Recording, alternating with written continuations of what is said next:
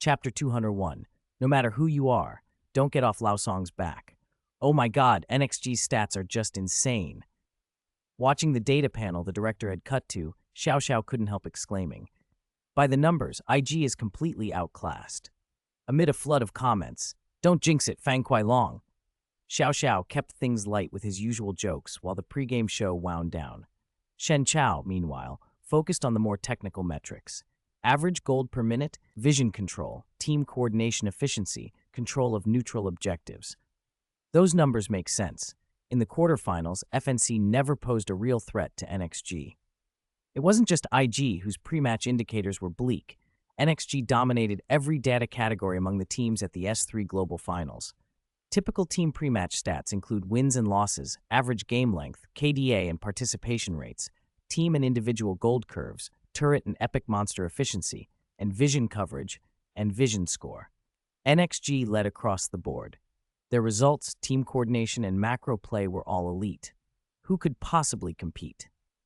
What stunned commentators and viewers most, though, was that under NXG's dazzling team numbers, every individual stat for their 5 players was equally remarkable.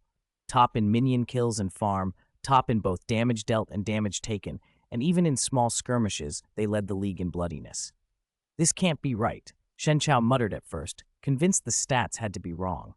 A team celebrated for surgical macro play, dominating in small-scale fights. Was that logical?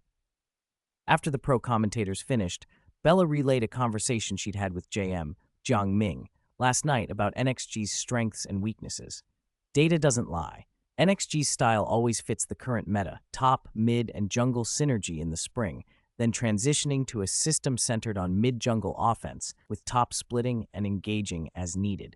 JM's always emphasized their ability to fight. Maybe people think NXG doesn't get solo kills often, but that doesn't mean they can't win 2v2s or 3v3s. Small fights are their strength. Bella's face went a little weird as she remembered something Jiang Ming had said to her the night before.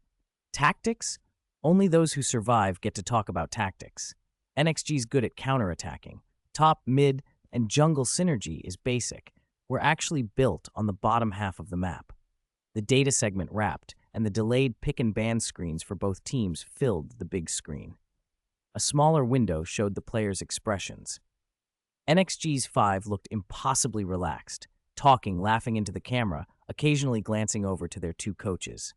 Song Yuan leaned back in his chair and closed his eyes. By contrast, the IG players looked tense and serious. The pressure from NXG hung over them. Don't be nervous. Breathe, head coach Xiao Yan said behind them, his hand resting gently on the players' necks, voice low. Kid, if you're really anxious, squeeze the banana plushie. A banana coach. Kid's voice trembled. His palms were damp. He'd already twisted the silicone banana into a crescent, the once rounded curve flattened like a cicada wing. Cold sweat dripped from his fingers. No one noticed his knees jittering under the table like a coiled spring. It wasn't entirely his fault. Ever since his Corki fell repeatedly in the group stage and IG lost to SKT, every online magnifying glass had focused on IG's bottom lane. Every match felt like thousands of eyes peering at his every move through the camera. There was a clear gap in raw power between the teams, and as the center of internet scrutiny, even his farming felt like walking a tightrope. He didn't want to become a meme again. Luckily, his teammates weren't fixated on him. After the initial nerves, they all settled into the draft. In the semifinal coin toss, IG's support Pang Ran had been lucky, winning side selection for games 1, 3, and 5. But for game 1, Jiang Ming locked purple side for NXG. His reasoning was simple. With only 3 bans in this patch, and NXG's 5 players boasting deep champion pools, blue side couldn't easily target purple-specific picks. Coaches often get flack for not picking certain champions, but usually it's about player comfort and confidence, not a coach's incompetence.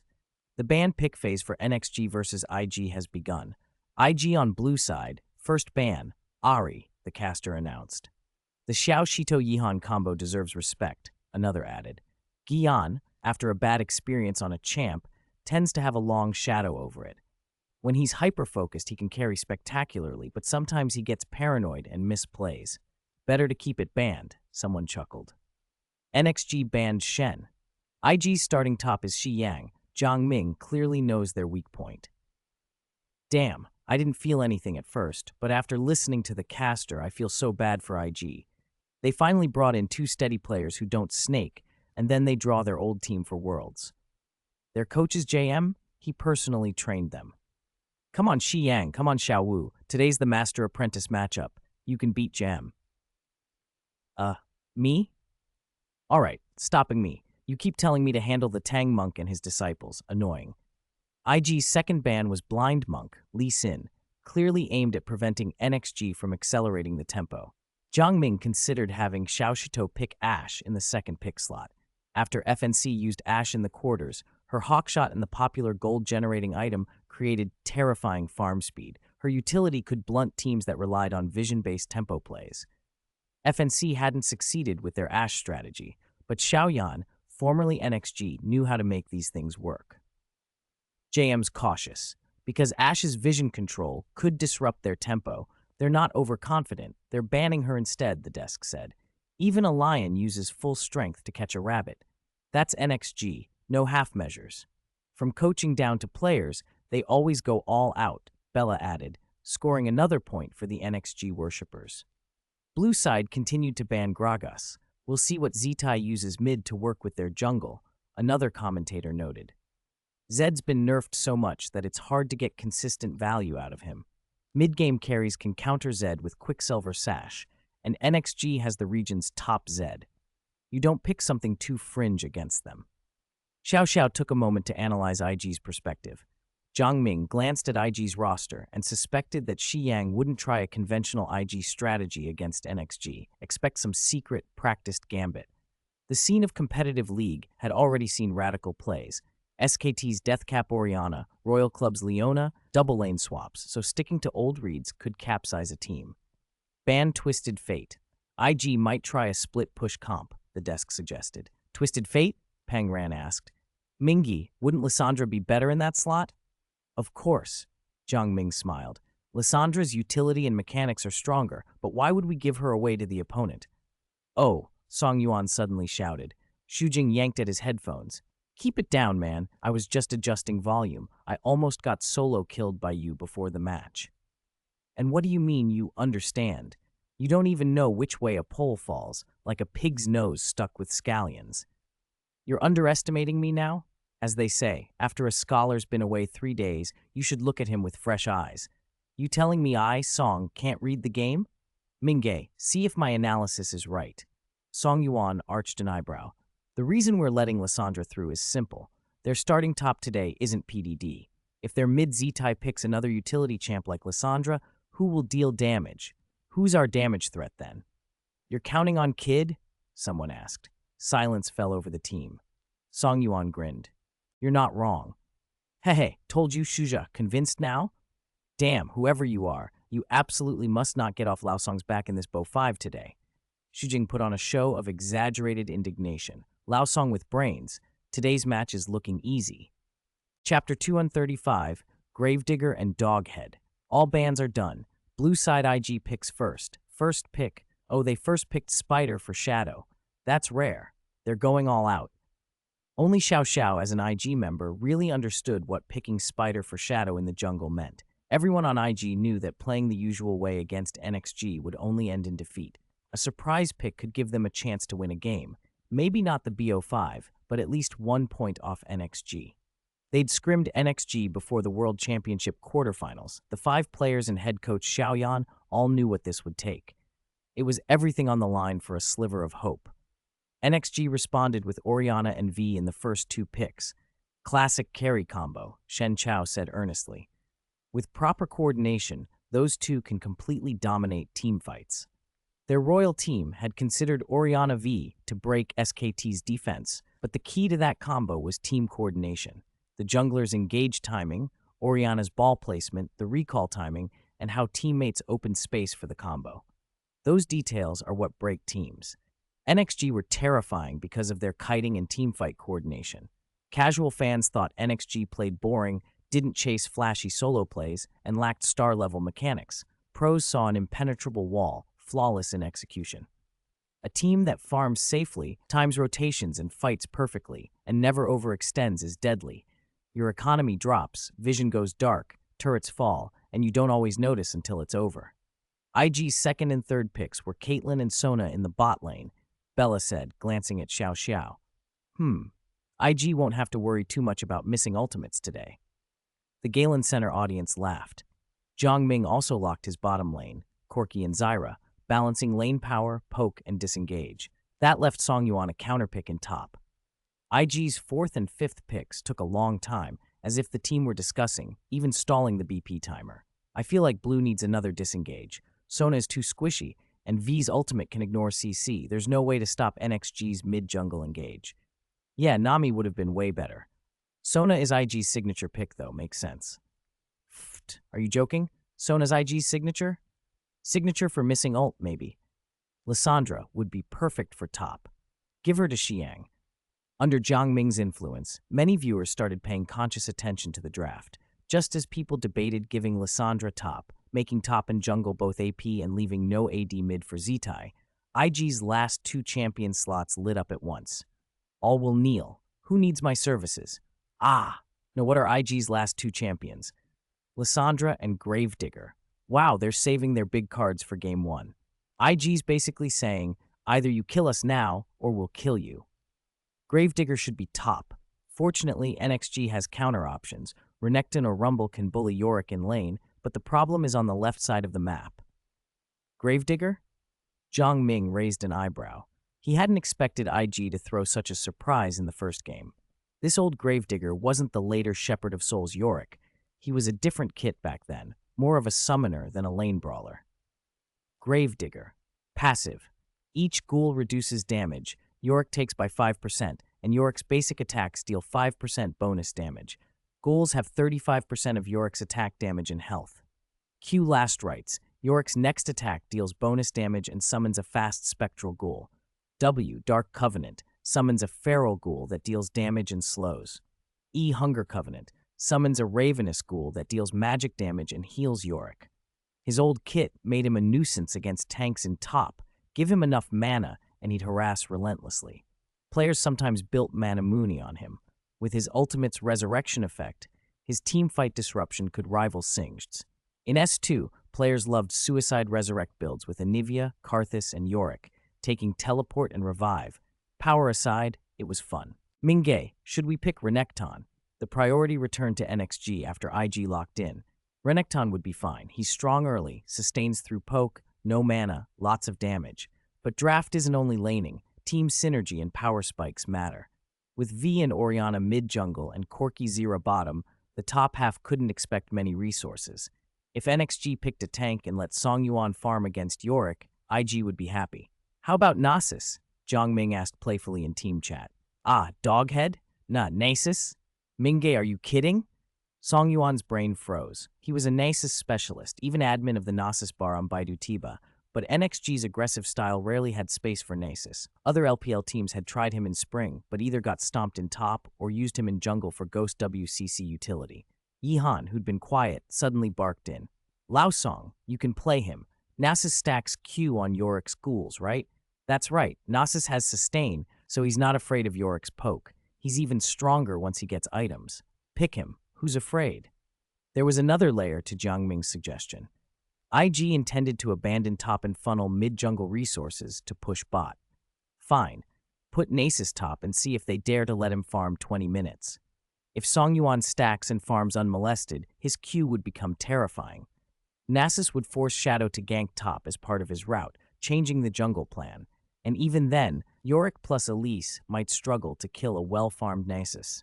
Finally, Mingay actually told me I can pick Nasus in a match. Song Yuan grinned crookedly, suddenly alive.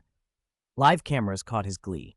Before viewers could react, the big screen showed an Egyptian dog-headed figure with a staff in NXG's 5th slot.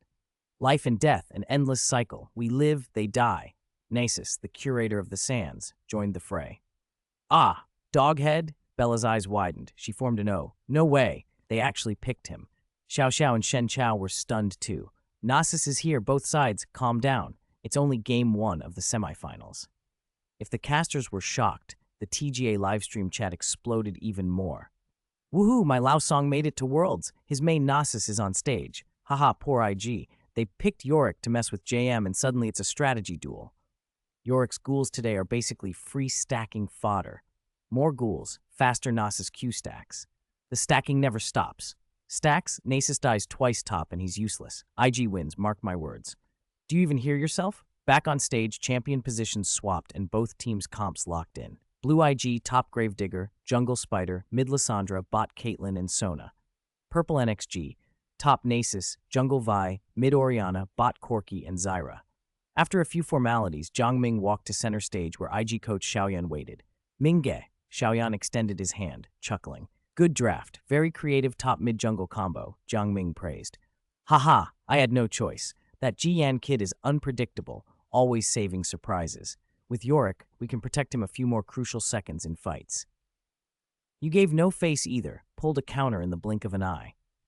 Did you consider Nasus? We did, but we didn't have enough bans. If we'd left a ban for Nasus, you'd have figured out our plan. Sigh, everything's fine at IG except there's no one to talk drafts with. Is it too late for me to come back now? You're a world semifinal coach. Your value's skyrocketed. NXG can't afford you. As long as I didn't embarrass you, Mingji. We'll see. You haven't shown all your cards for IG. Heh, just a little. They shook hands and walked backstage shoulder to shoulder. Less rivals and more mentor and protege. After the loading screen, the game began. NXG wanted to limit Caitlyn's push, so they invaded IG's bot jungle at level 1. Shadow and Shi Yang started top, planning a jungle swap. Nasus played bodyguard for a moment, then headed to his top lane alone. Song Yuan was careful. He didn't take the red buff wall shortcut, instead pathing back to lane from his outer tower through the F4 bush toward the high ground tower. But IG's top jungle duo were merciless, standing in the F4 brush and trading blows with him. Heh, just hit me, bro. I picked Nasus. If you don't gank me, I'll look down on you, Song Yuan joked. What is the joy of Nasus? Is it stacking Q and smashing the enemy 5 at 25 minutes? Is it splitting forever and demolishing high ground?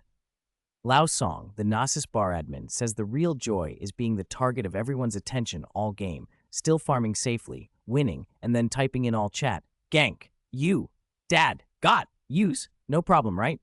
Pang Ran asked worriedly as Nasus was pressured. No big deal, a little scrape. Start the timer, brothers. From now 24 minutes until this old man becomes Nasus. Xu Jing blinked. What do you call him now? Heh, that's the public name.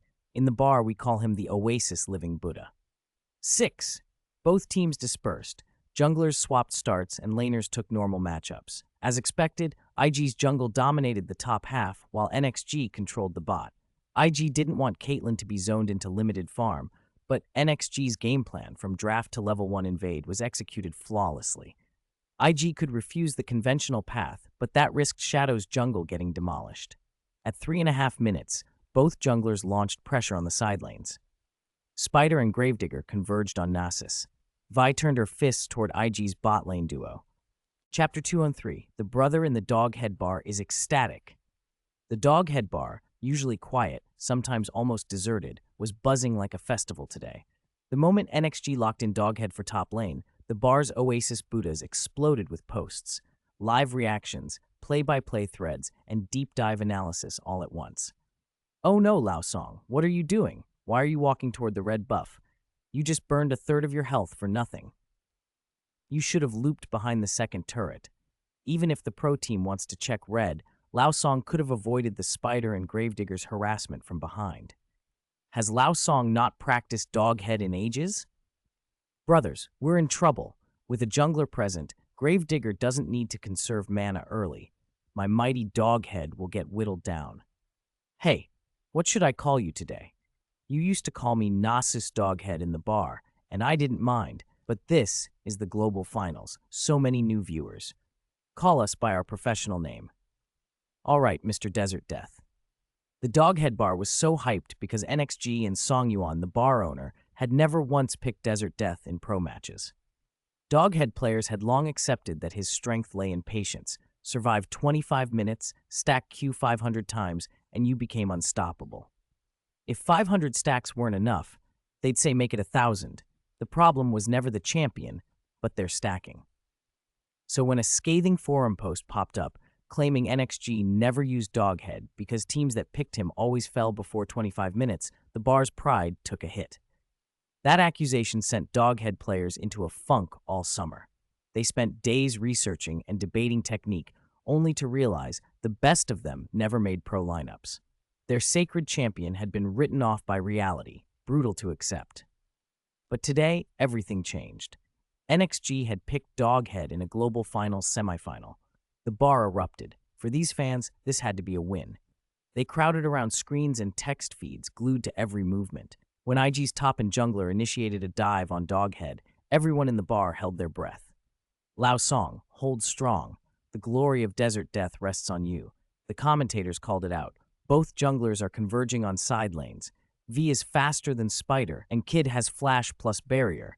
Wait, NXG is fainting. The jungler baited out Caitlyn's flash, then turned and queued Sona. Killing the support made sense. At this stage, supports are fragile, and Corki and Zyra's burst was more than enough.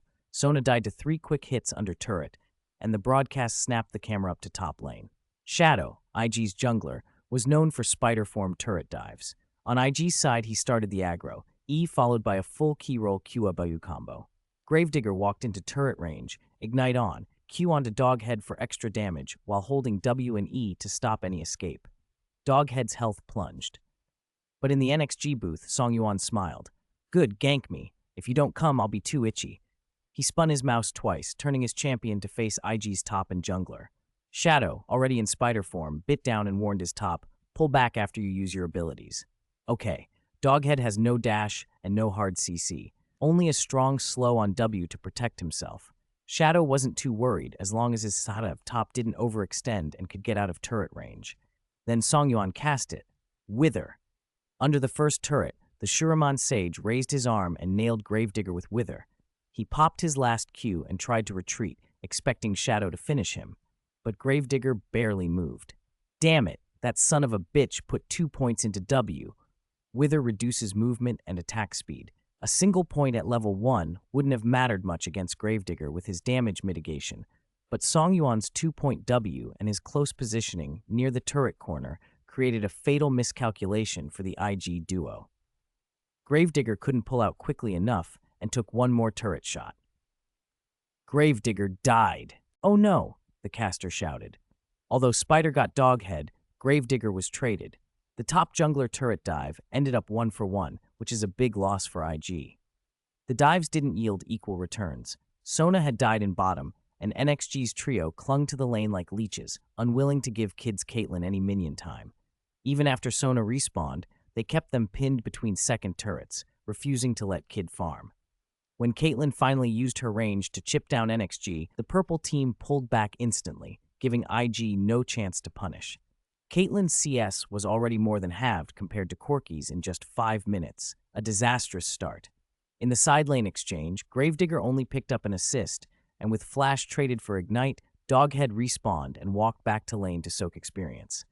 A 300 gold lead plus minion XP and NGX was cruising. Longtime IG fans closed their eyes, hoping for a miracle. Hopefully Zitai can step up. Lissandra is still a strong initiator, the chat fretted. But Zitai was up against Mingji's Orianna in mid. Mingji knew exactly how to angle Kui. The matchup favored him. Lissandra's early push can be strong if you land Qs on whole waves, but with his side lanes under pressure and careful positioning required, Zitai abandoned poke and prioritized lane clearing.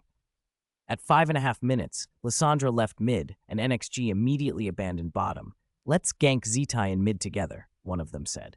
Okay. When it comes to lane swaps in macro, NXG was in a different league. What looked like a successful Lissandra roam to IG's viewers was countered instantly. Using the brief time IG's AD spent recalling, the NXG jungler and support collapsed mid. Zyra's E forced a dodge and the Piltover Enforcer's big swing blocked the Ice Shard's path, burning Zitai's flash. I'll explain. Lissandra's E is a blink, but it's interruptible and can be stopped by Vi's knockup, the analyst explained. With Orianna ready to follow up, Zitai saved his cooldowns. Better to lose flash than lose everything. Vi has returned to clear camps, bought items, and is heading bot, the stream reported. At 6.5 minutes, NXG converged on bottom. Vi arrived first. Even though Caitlyn reacted and tried to retreat, her position was already occupied. Stone is targeting Caitlyn. Q hits. That's huge damage. Kid can drop his keys. A half-health Caitlyn facing a Sheen-enabled V didn't stand a chance. V finished the solo kill. If Yihan hadn't reacted and shielded over the wall, he likely wouldn't have even gotten an assist. Backstage, Xiaoyan gave a bitter smile. They're stronger than before. The gap in execution was painfully obvious. IG knew what NXG wanted to do, but NXG's timing and coordination were simply cleaner. NXG had even forced a jungle swap at level 1, meaning Shadow's Spider had to be in top lane whether she liked it or not. Otherwise, she'd be left with no camps. It's not that pro teams can't swap jungles or lanes, but under constant pressure, can you still secure farm while minimizing risk? IG couldn't. Songyuan's top lane play sealed the deal. His 2-point wither turned the turret trade into a serious advantage for NXG. After the first wave of dives, Caitlyn was dead and Spider had only managed to chip Doghead. Songyuan didn't hesitate. He recalled and swapped lanes with his bottom duo, taking the safer, more profitable farming position. The minion waves flowed almost perfectly with the swap. Casters across regions were gushing. Wow, even in the semis, NXG's macro is championship level, one said. I thought they might push the first turret or take the dragon, but they swapped Nasus to bottom to farm. My mind is blown. It was a simple strategic truth. Nasus wants levels and Q stacks, not expensive items early. A Nasus with items but without stacks or levels is just a big punching bag. If NXG had pushed turrets or taken dragon and left Doghead alone, he would have been collapsed on by top, mid, and jungle. Swapping him to a safe farm lane let Nasus maximize stacks. At 11 minutes, IG tried to use their jungler to pressure the lower half of the map and contest Small Dragon. But the duo that had swapped to top lane found themselves overwhelmed again. Chapter 204, 3-0, giving IG the utmost respect. After V hit level 6, her lock-on ultimate became a nightmare for any carry. Kid and Xiaowu had been cautious enough to fall back to their second tower before attempting to take the dragon in their bottom jungle, but NXG still collapsed on the area and killed Sona, the support who had been isolated in the brush. Only the support died. That's fine. They can take a small dragon. Caitlyn for IG still comes out ahead, one viewer typed. Profit? Look at the lanes first. IG's top is Gravedigger. Mid is Lissandra. All their late-game damage is on Kid's Caitlyn. Corki is 50 CS ahead, another replied. Yeah, Caitlyn's basically dead. Top lane minions keep getting eaten by the turret, and the bot lane is severely underleveled. You can get gold from the dragon, but you can't make up for lost experience. The chat filled with similar observations. From a tempo perspective, IG looked like they were responding to waves, but NXG's plan to take Caitlyn down had worked perfectly. On the right side, NXG had Corki for the mid-game and Orianna for the late game. What did IG have on the left? A Caitlyn with 60-something CS and a collapsed tower-pushing tempo. When the minion wave was mostly cleared, NXG's bot lane pushed down the first tower and only recalled after shoving the wave to IG's outer turret. Zhang Ming had lectured them about wave management. When you rotate and recall, if you want the minion wave to push back, you must shove it under the enemy tower. On IG's side, the revived Sona didn't stick with the AD carry. Letting Kid farm mid to catch up, Sona, who had just reached level 6 after soaking experience, headed straight to bottom with the jungler, preparing to dive Doghead. Yes, it was almost 13 or 14 minutes into the game, and Sona had only just hit 6. The jungle buffs had improved many things, but support still got left behind. Trinket wards solved vision costs but didn't fix the experience problem. IG really has no choice now. Besides dealing with Doghead, there's nothing else to do, a fan wrote. 4 people bottom, and Lissandra even gives her ulti. Norsha says, I'll take this kill, another commented. Tanking. Both teams have someone tanking like crazy in this match. The problem is Doghead's Nasus has his ult. You get a kill here, and the top first tower's gone. Shouldn't my Caitlyn be the one pushing towers? Xiao, realizing his old team was in a bad spot, quickly switched to supporting NXG in the chat. But even among the cheering, the consensus was clear. From the draft onward, IG's strategic deployment had been disrupted. NXG had countered Gravedigger with Doghead, sacrificed the Nasus early to trade tempo, and their level 1 invade had skewed IG's game plan. When teams are evenly matched, mid-game decisions and mechanics can swing things back. When they're not, it's essentially lying down and waiting to die. Backstage, Saint Knight ran a hand through his hair and told Coach Xiaoyan, "Get ready for the next game. We have to grab at least one win." Xiaoyan nodded. JM, Jiang Ming had taught them well, and they didn't want to simply fold in the semifinals. Owner Xiao Wang, Tongji was already satisfied with the run compared to last year's quarterfinal exit, but the draw had been brutal. Facing NXG in the semis, they could only ask the players to fight without regret. 2 minutes later, the game's tempo picked up again. With Caitlyn sent mid to farm, Sona and the jungler snuck bottom to harass Orianna. Xiyang's Gravedigger, despite dying in the opening tower dive, had found kills from subsequent targeted plays and was slightly ahead.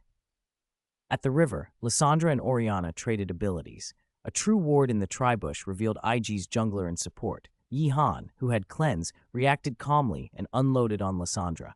Both mid laners are duking it out. IG's jungler and support are right behind them, but NXG's Zyra is already riding in. "Wow, that's support awareness," Shen Chao said. Shen glanced at Corki's position on the minimap. Corki just went back to buy Trinity Force and Sorcerer's Shoes. In a solo matchup against Caitlyn, it's Caitlyn who needs to be careful, not Corki. Letting the support roam to protect Orianna's development is the right play. "V is here too," someone shouted. When a team's jungler and support aren't bottom, the enemy will punish the mid laner. If Lissandra isn't nearby, a 3-person dive can turn into a trap, leaving Corki to clean up.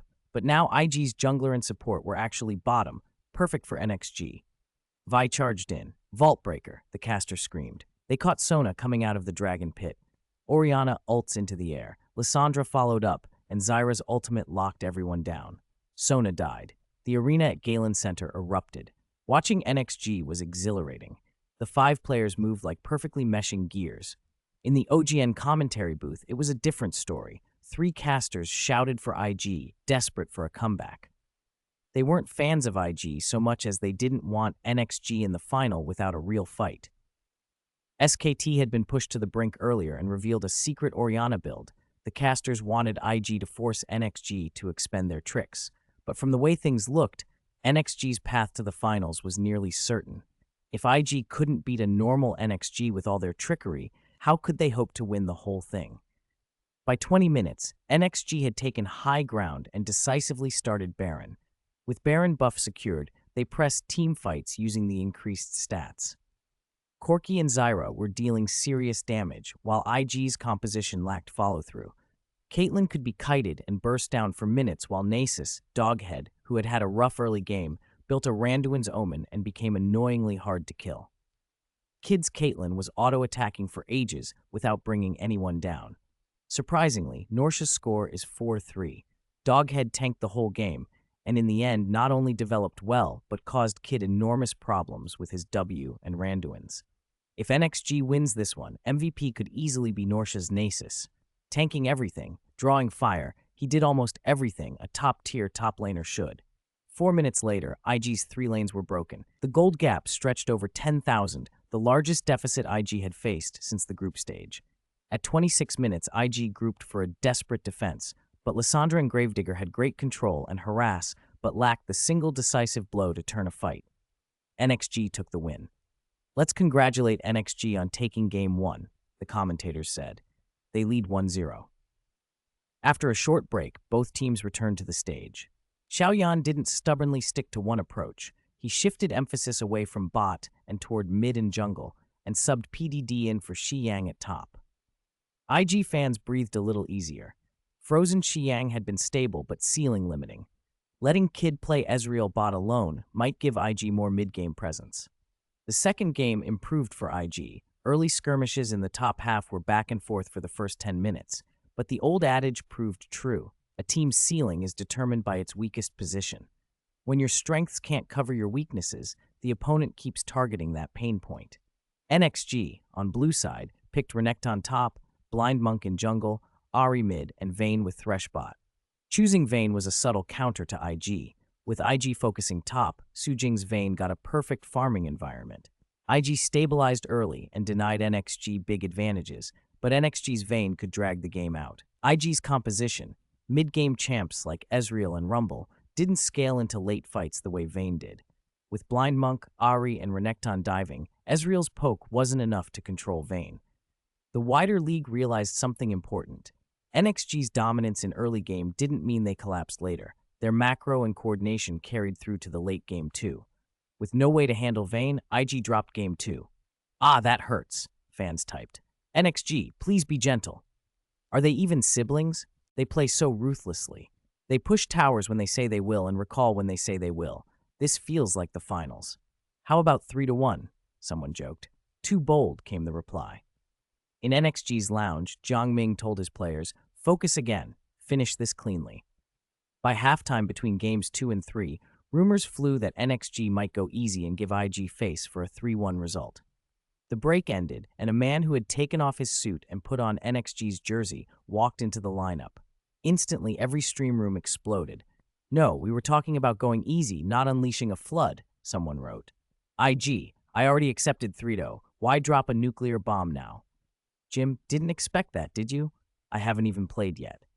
NXG is treating IG with the utmost respect, bringing their best to finish the series.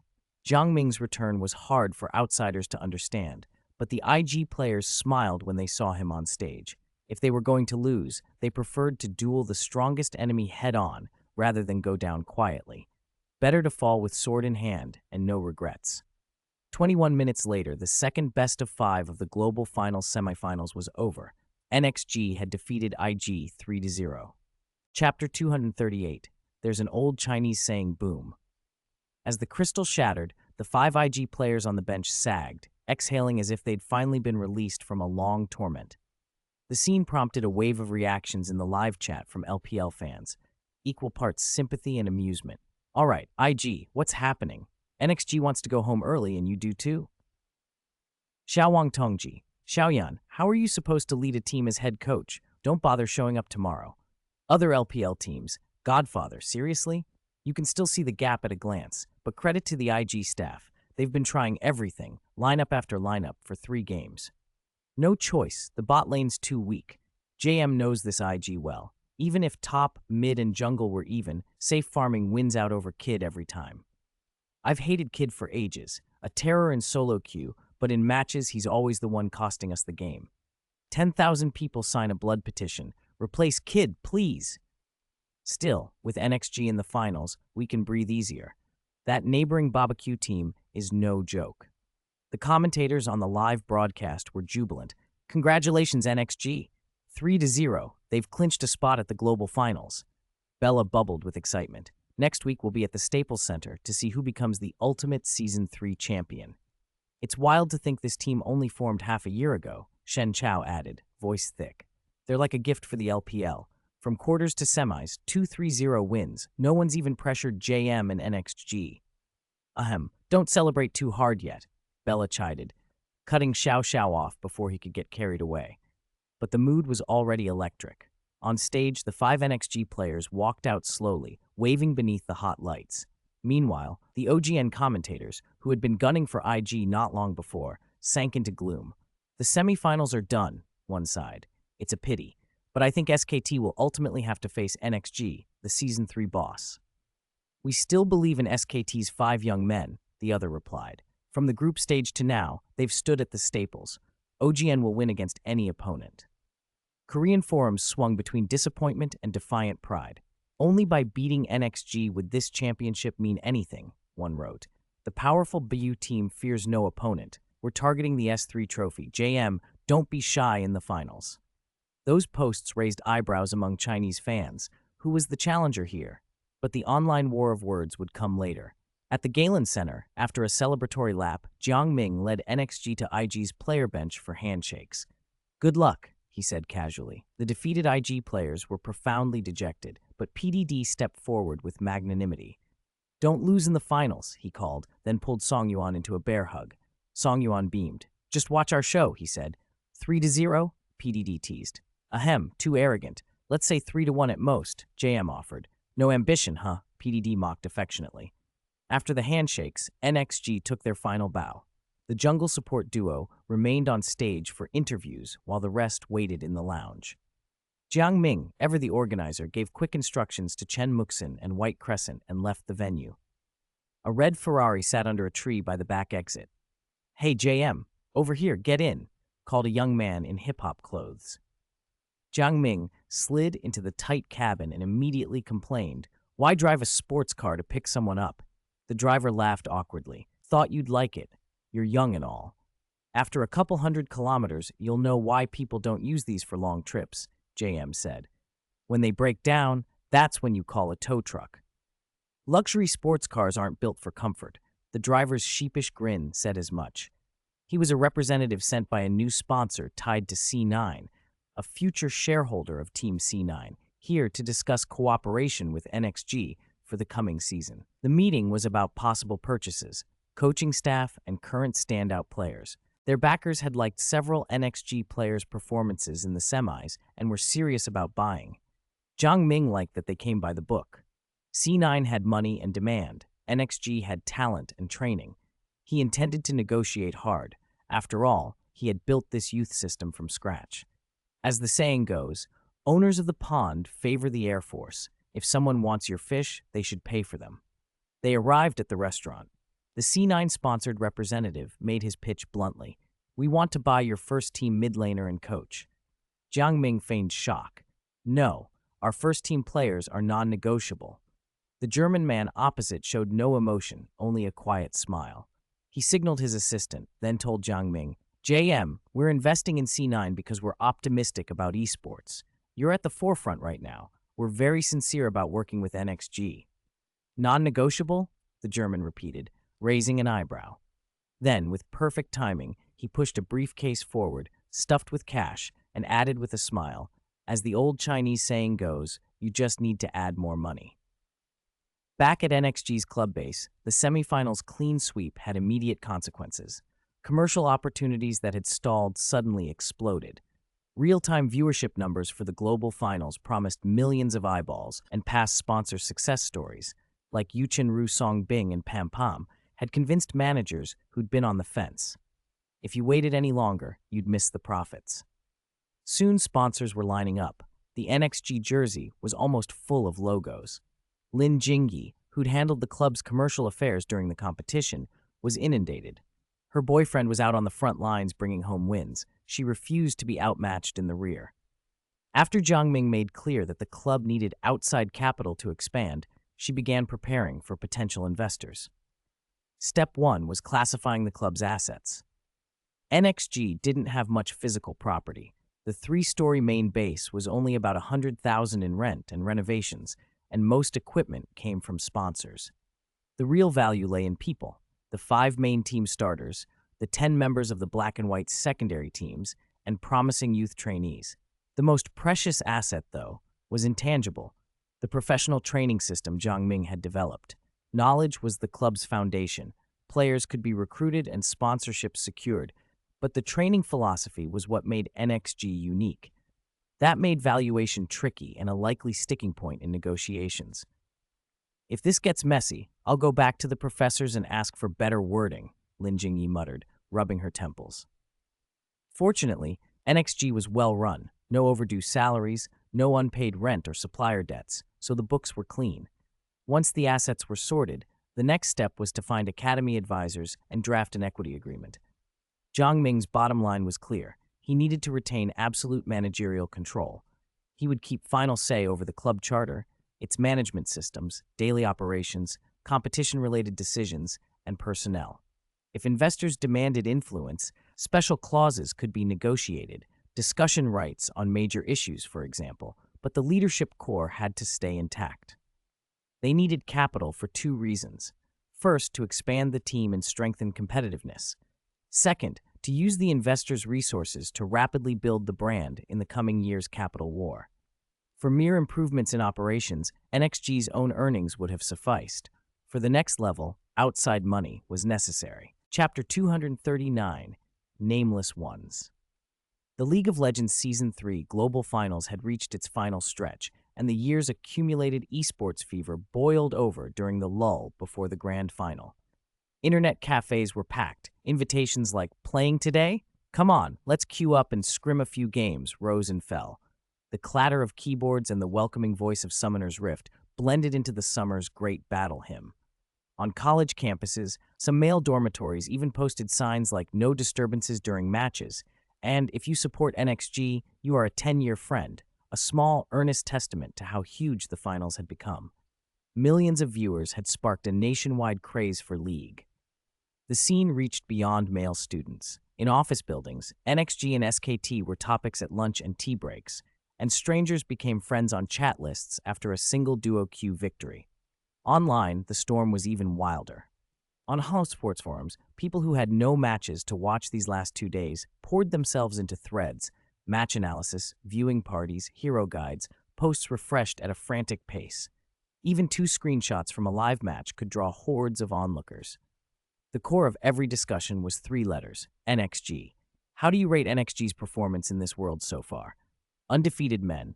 What more is there to say? JM is a god. From team formation to now, he swept the LPL spring and only dropped 3 games in summer. At this rate, he might go perfect at Worlds. Terrifying. My heart goes out to the other teams. They ran into a flawless squad this year. NXG still has flaws, but with JM playing, they're invincible. As an old JM fan, seeing your faces is enough. Weren't you the ones bashing him at the start of the year for being washed? Haha. Don't expose them. If NXG loses 1 game, those same people will be the loudest flamers. Blind praise when winning, rage when losing. Classic domestic fandom. Lucky JM is big-hearted and humble despite all this. Master Yi's maxim: a true master's always a student. Speaking of which, after Worlds, JM's gonna be swamped. Swamped? With what? Transfers. Have you seen how strong IG got after signing NXG's top and support in Coach Xiaoyan? If it weren't for Kid and bad luck in the draw, it would have been IG versus NXG in the finals. If I owned another LPL team, I'd buy NXG players for sure. I heard their youth camp has dozens of Xiyang types. Dozens is hyperbole, but 20 or so sounds right. No, if JM gets busier, he won't be playing. He'll manage. JM is Superman. Time management is his power. The thread drifted, but whether on TIBA or the TGA discussion boards, LPL viewers agreed. NXG would win the final. The only arguments were how many games it would take and how many of them JM would play. While the internet buzzed with claims that NXG's 5 players would devour SKT, a young man using the handle Qingkao Hezai just smiled. An old JM fan, he knew the real talent distribution behind NXG. In Season 2, was 2,200-2,300 points considered high? For normal players, yes. For pros, it was merely average. JM, the national server's #1, had breached 2,700. A few hundred points at the top signified a gulf far larger than thousands in the low ranks. NXG's meteoric rise owed heavily to JM's tactical genius and, of course, the sweat and perseverance of the 5 players. Those 5 had been lucky to meet JM early on and stick with him. JM, for his part, had to be pleased. The player base in China was huge, but few had the persistence to endure NXG's brutal practice regimen. That perseverance, plus coaching and JM's leadership, explained NXG's popularity. Explosive results, staggering strength, and a humble, content-creating team that still upheld the spirit of esports. Even in the semifinals, there was no throwing. JM could have stayed home in the last match, but he personally took the stage in peak form to send his brothers off properly. On the subway home, Qingqiao Hezai, idly scrolling his phone, froze. NXG had posted an update. He figured it would be a promo poster. Their poster culture was a running joke among fans. Once an artist, a classmate of JM's, missed a release because of an exam. Fans always scrambled to be first in the comments, so Qingqiao hurried into Weibo to secure a place in the thread. This time, the post arrived 2 days before the global finals, unusually early for NXG's always behind schedule artist. It's a video. Instead of the imagined poster, a pinned video with a graffiti-style cover greeted him. Around the top of the comment section, the old regulars were already squabbling. Desert Spider, I'm first today. Who wants to challenge me? Woohoo, front row couch secured. It's a video. Confused one on a rampage. You live in the comments, don't you? I see you every time. You don't understand a top laner with 100% participation rate. Qingqiao smiled. These guys had been in the first streams and offline matches. New IDs filled the rest of the comments. No surprise for a team of NXG's stature. He tapped the video. The cover was an abstract Q-version group print of NXG's 5 starters. Playful, cartoonish, hard to tell who was who. The subway signal flickered through a tunnel, and the video paused to load. When it finally started, a puzzling title slid into view. Nameless Ones? Qingcao's brain stalled. Nameless? With JM and the attention they'd had from the start? The comment barrage responded immediately. Are you serious with this title? You have hundreds of thousands, even millions of fans, and you're calling yourselves Nameless Ones. What about the other LPL teams? Do they even get to exist? This is the strongest flex of 2013. He throttled the bullet comments down so they wouldn't overwhelm the screen and watched with curiosity. The camera lens creaked through an old iron gate and panned into a dim, damp basement. Paint peeled from the walls, revealing yellowing bricks. A chain of weak incandescent bulbs flickered overhead. The footage was a little shaky, clearly casual, not shot with professional rigs. Its crisp beginning probably owed to post-production polishing. In a corner of the city, there is a place like this. Not a grand stadium, not a green field wreathed in cheers, but a simple basement. This is where a League of Legends team's dream began. A narrator's voice asked, in a tone that seemed as much aimed at himself as at the audience, "What exactly is esports?" The scene cut to several battered computers.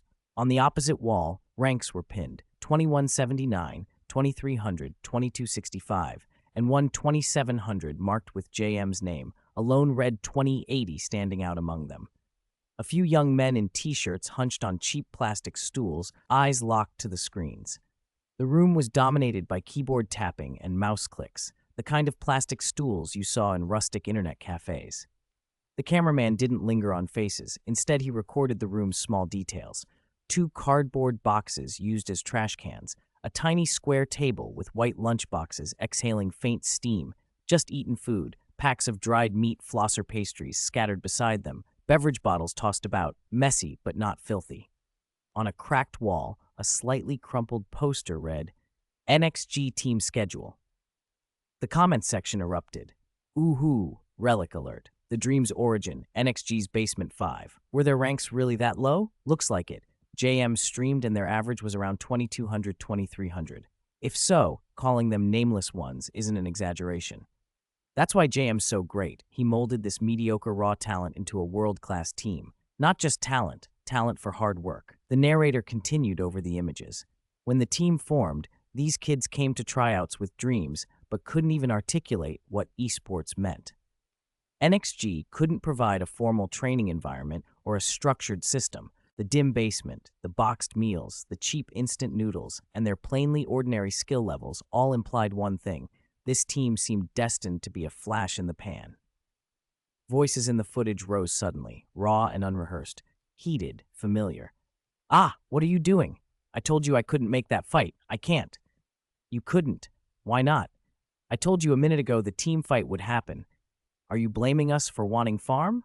I thought, what did you think? If you were right, why are you stuck at 2100? You not convinced? Not convinced, solo. The faces were filtered and voices processed, so viewers couldn't tell who was who.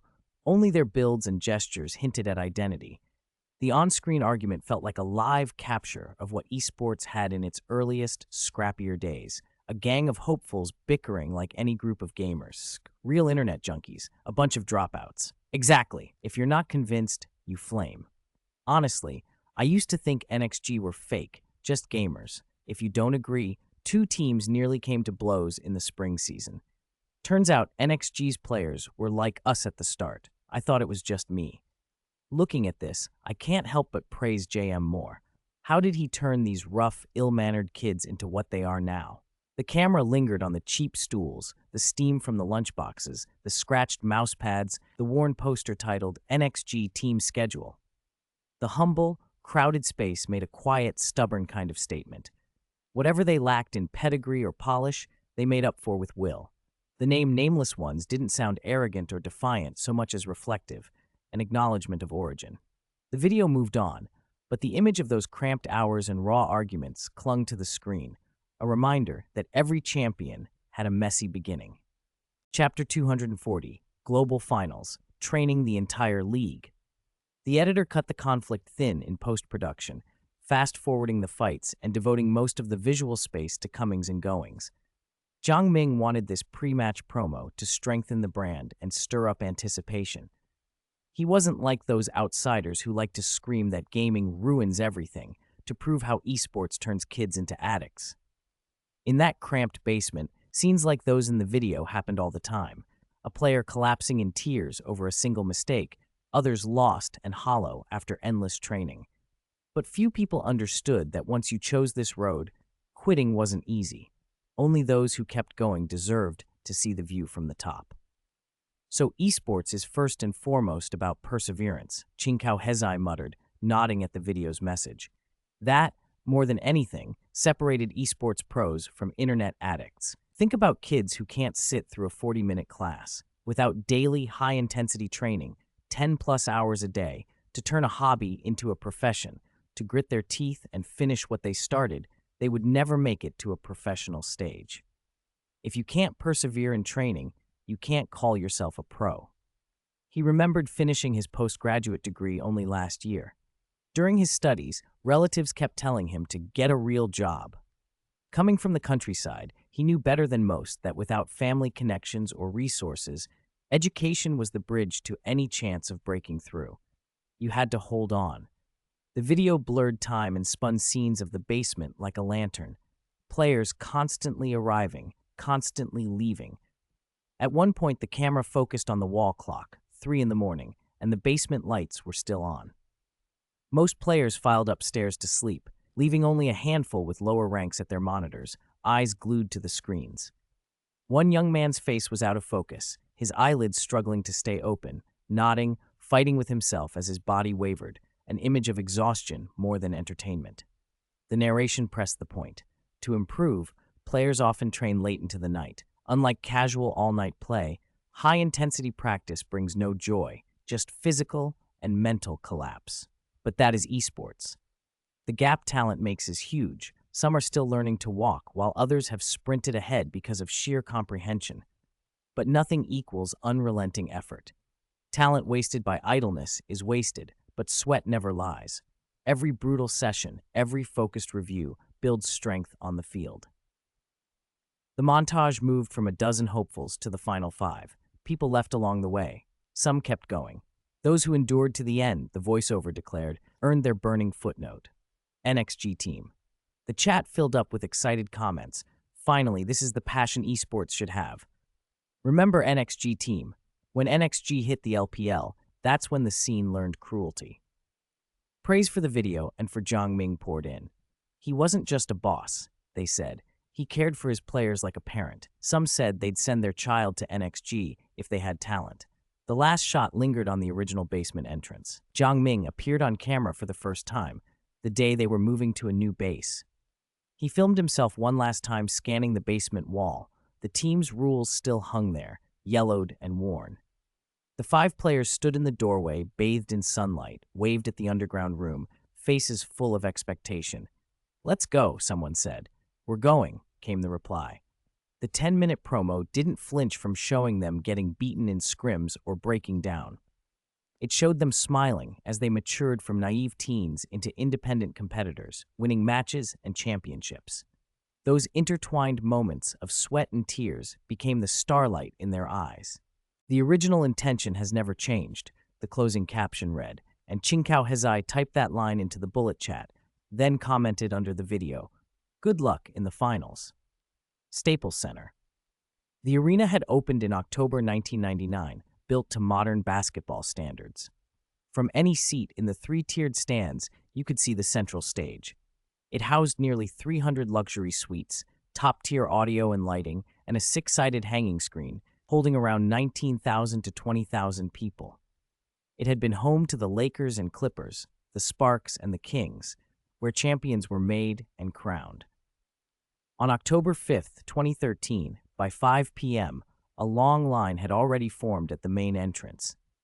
For the first time, this iconic stadium welcomed an esports crowd. The giant portraits of Lakers legends had been swapped for enormous League of Legends posters. Hotels and restaurants clustered nearby, and a light rail stop put fans right at the door.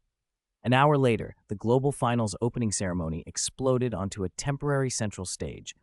FIS's design for the finals stuck to the concept used in the group stage, a blend of symphony orchestra and electronic music to ratchet up tension. "It's starting!" The chat burst with anticipation. Some people only wanted to see NXG's match. Others joked about Jiang Ming lifting the trophy. The stream cut to blue light as the stage fired up. A montage of LoL history played.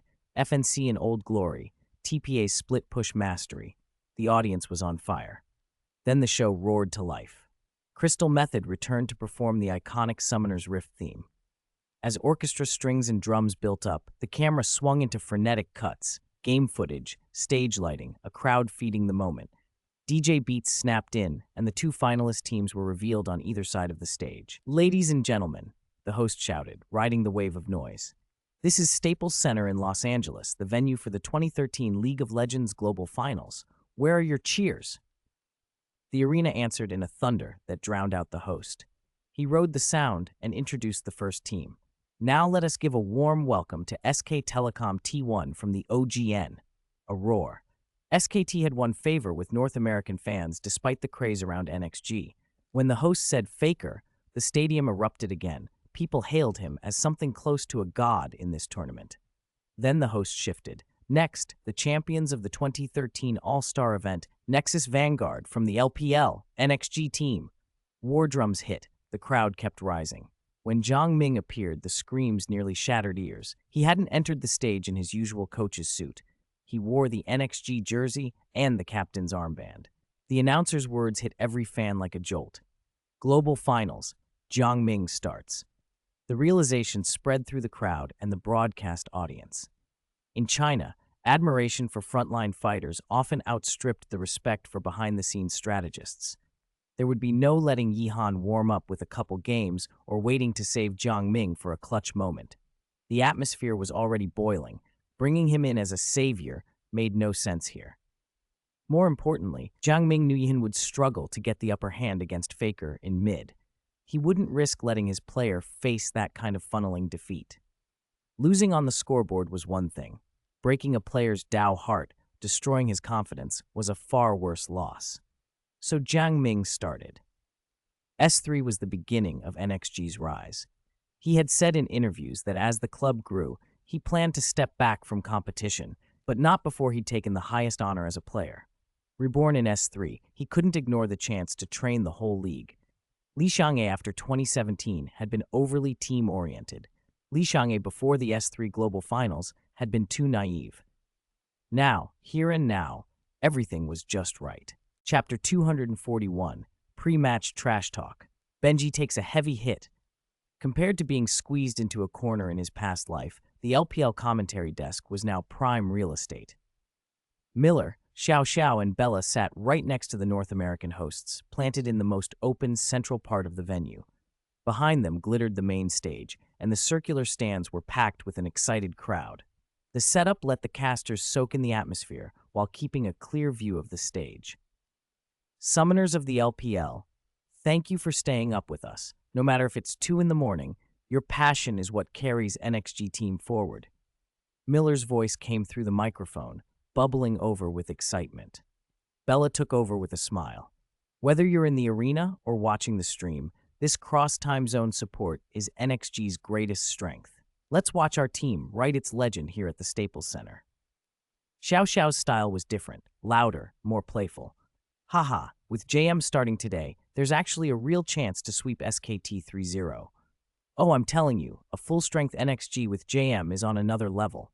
The semifinal just wrapped, and I had dinner with IG. They said JM didn't even show his true strength. The third game of the semis felt no tougher than a scrim.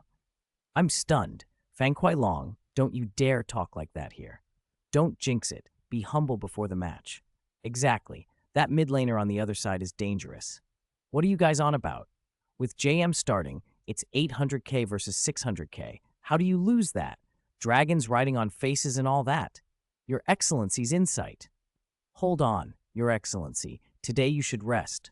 Once you show your micromanagement, we're done for. Ha ha! Across the booth at OGN, the mood was the opposite, somber and desperate. This is a do-or-die fight, a hoarse voice cracked. SKT, our last hope. The Emperor of the LPL has shed his robes and put on cold battle armor, another commentator intoned, almost tragic. We have to win. bring light back to OGN. Their mood made sense. All season long, JM had stomped challenger solo queue in Korea, dominated at the Shanghai All-Stars, and now stood on the global finals stage. NXG's players and coaches seemed to outclass everyone else, not just in individual mechanics, but in tactical depth. Even after a major patch, Fist rolled out to level the regions, other teams still found NXG's rate of understanding the game far faster. Where many teams were still arguing vision setups and neutral resource rotation, JM's unit had moved to an entirely different level of precision.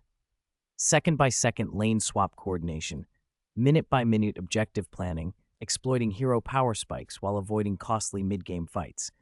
The gap in strategic understanding was like asking a debut boxer to step into the ring with Tyson, or even Taro. It left many feeling like they were playing a different era. This gloom didn't stop fans from other regions. With their own representatives eliminated, North American viewers threw in with NXG. The venue filled with chants of, "NXG and let's go!" At that moment, the big screen cut to player interviews, short clips to keep the live crowd engaged. First up was SKT's top laner, Damu.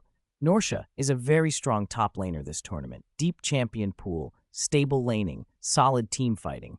But his flaw is being too well-rounded. Being good at everything can mean being great at nothing. Really? Song Yuan grinned from his chair. His mother nearly hit the monitor seeing Lao Song's goofy smile, but the reply was tight. "My style is whatever the team needs," Song Yuan said, tempering his grin. "You can't have everyone rushing in, and you can't have everyone hiding behind teammates. Real strength is making the right trade-offs, offense and defense both, and conveniently I can do whatever the team needs." Oh ho ho, domineering. That trashy top from SKT wants to talk trash to our Lao Song? Good at everything equals good at nothing? Try that and then show me. An NXG grad's answer is high level as expected. Next, Shizhenyu poked at Benji. I don't know why, but Benji always looks awkward in the new jungle meta. Jungle gold is up, but he keeps leaning on his laners to carry. Playing SKT feels like a 5v4. A jungler isn't just a jungler. Wow, Xiaoshito, usually harmless, suddenly went on the offensive. So cool, is this what an aggressive jungler's roast sounds like? Benji must be reeling. 5v4? That landed hard. A jungler isn't just a jungler? 6! The Bants lit up the Staples Center. North American fans who loved a good show waved their NXG signs like crazy. Benji, who hadn't even said anything yet, probably had no idea why he'd been roasted. After the top and jungle back and forth came the bottom lane duo. Fu Man Duo and Zhu Rang sat together and smiled. We watched NXG's replays. Sorry, Endor really lean on their jungler. They're nervous farming without him. If you're that scared, we could help. Instead of turtling under your second turret, we'll send you safely back to the fountain. Calling the jungler for help, is that a crime? Xu Jing exaggerated his face. Are SKT playing 4v5? Pang Ran chimed in more seriously. As a support, I can say the jungler is indispensable to the bot lane's operation. The bot duo rely on the jungler to make plays and then hand advantage back to the jungle. Oh wait, the enemy jungler only ganks mid. The teasing ended on a sober note. Bot lane can't directly sway a game alone. They can't often single-handedly reverse a decided match. Dual lane players have to trust and serve the team. Benji just took 10,000 points of heavy damage. NXG, what are you doing? Kicking a crippled leg. Benji didn't even provoke you. Ho ho ho, trash talk like this hits the spot. No profanity, just pure aggression. I love it. Lao Shu and Pang Pang are right. If I'm farming bot and I call the stronger jungler daddy for help, what's the problem? Woo woo, you said it. Climbing as a bot laner is harder than top, mid, or jungle. If the top half collapses, bot literally can't play the game. So yeah, call the jungler daddy, and call top and mid too. Do you know what 4v2 and 5v2 look like? Tactical hands on hips. Quick, I want to see the mid laner trash talk. The North American event team knew how to build suspense. They saved the mid laner interviews for last. Faker's still youthful face appeared. JM is extremely strong, not just in lane, but in roaming, vision, decision-making. It feels like he controls the game, especially in tactical execution. JM is basically NXG's coach. He's ahead of me there. Then Jiang Ming appeared, but not in a studio. He'd been filmed on a coastal beach after accepting an invite from C9 the day of the interviews. Sang-hyuk is confident. That's a good thing, JM said. Patches change, champions get reworked, but youth keeps esports alive. No one is invincible, not even me. Right now I'm ahead because of some experience advantages. If someone wants to chase me down and overtake me, that would be amazing. That would mean esports stays young and the future belongs to those who come after us. But for now, the future is still in my hands. If you want it, prove you can take it. Cool, cool, cool.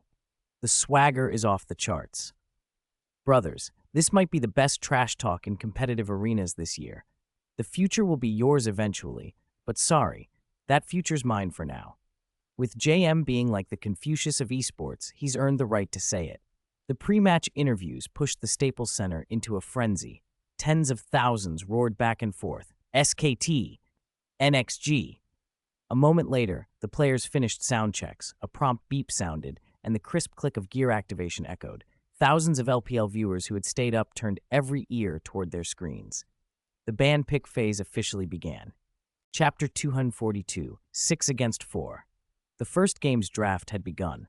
For side selection, NXG had secured the first, third, and fifth pick rights, and Coach JM had confirmed NXG would start on the blue side. Yo, what's up with Bella? She messed up as soon as she came on. It's JM the player now, one chat comment read. Who can keep up? One person with 3 identities. It's no wonder people get confused when he keeps switching, another replied. It doesn't matter. Up on stage, he's JM the player, and he's Coach JM too. SKT, this is unfair. Ref, I want to report NXG. They're 6 against 5, someone joked. Nah, it's 6 against 4, another fired back. If you count Xiaobai, it's 7 against 5, came a third.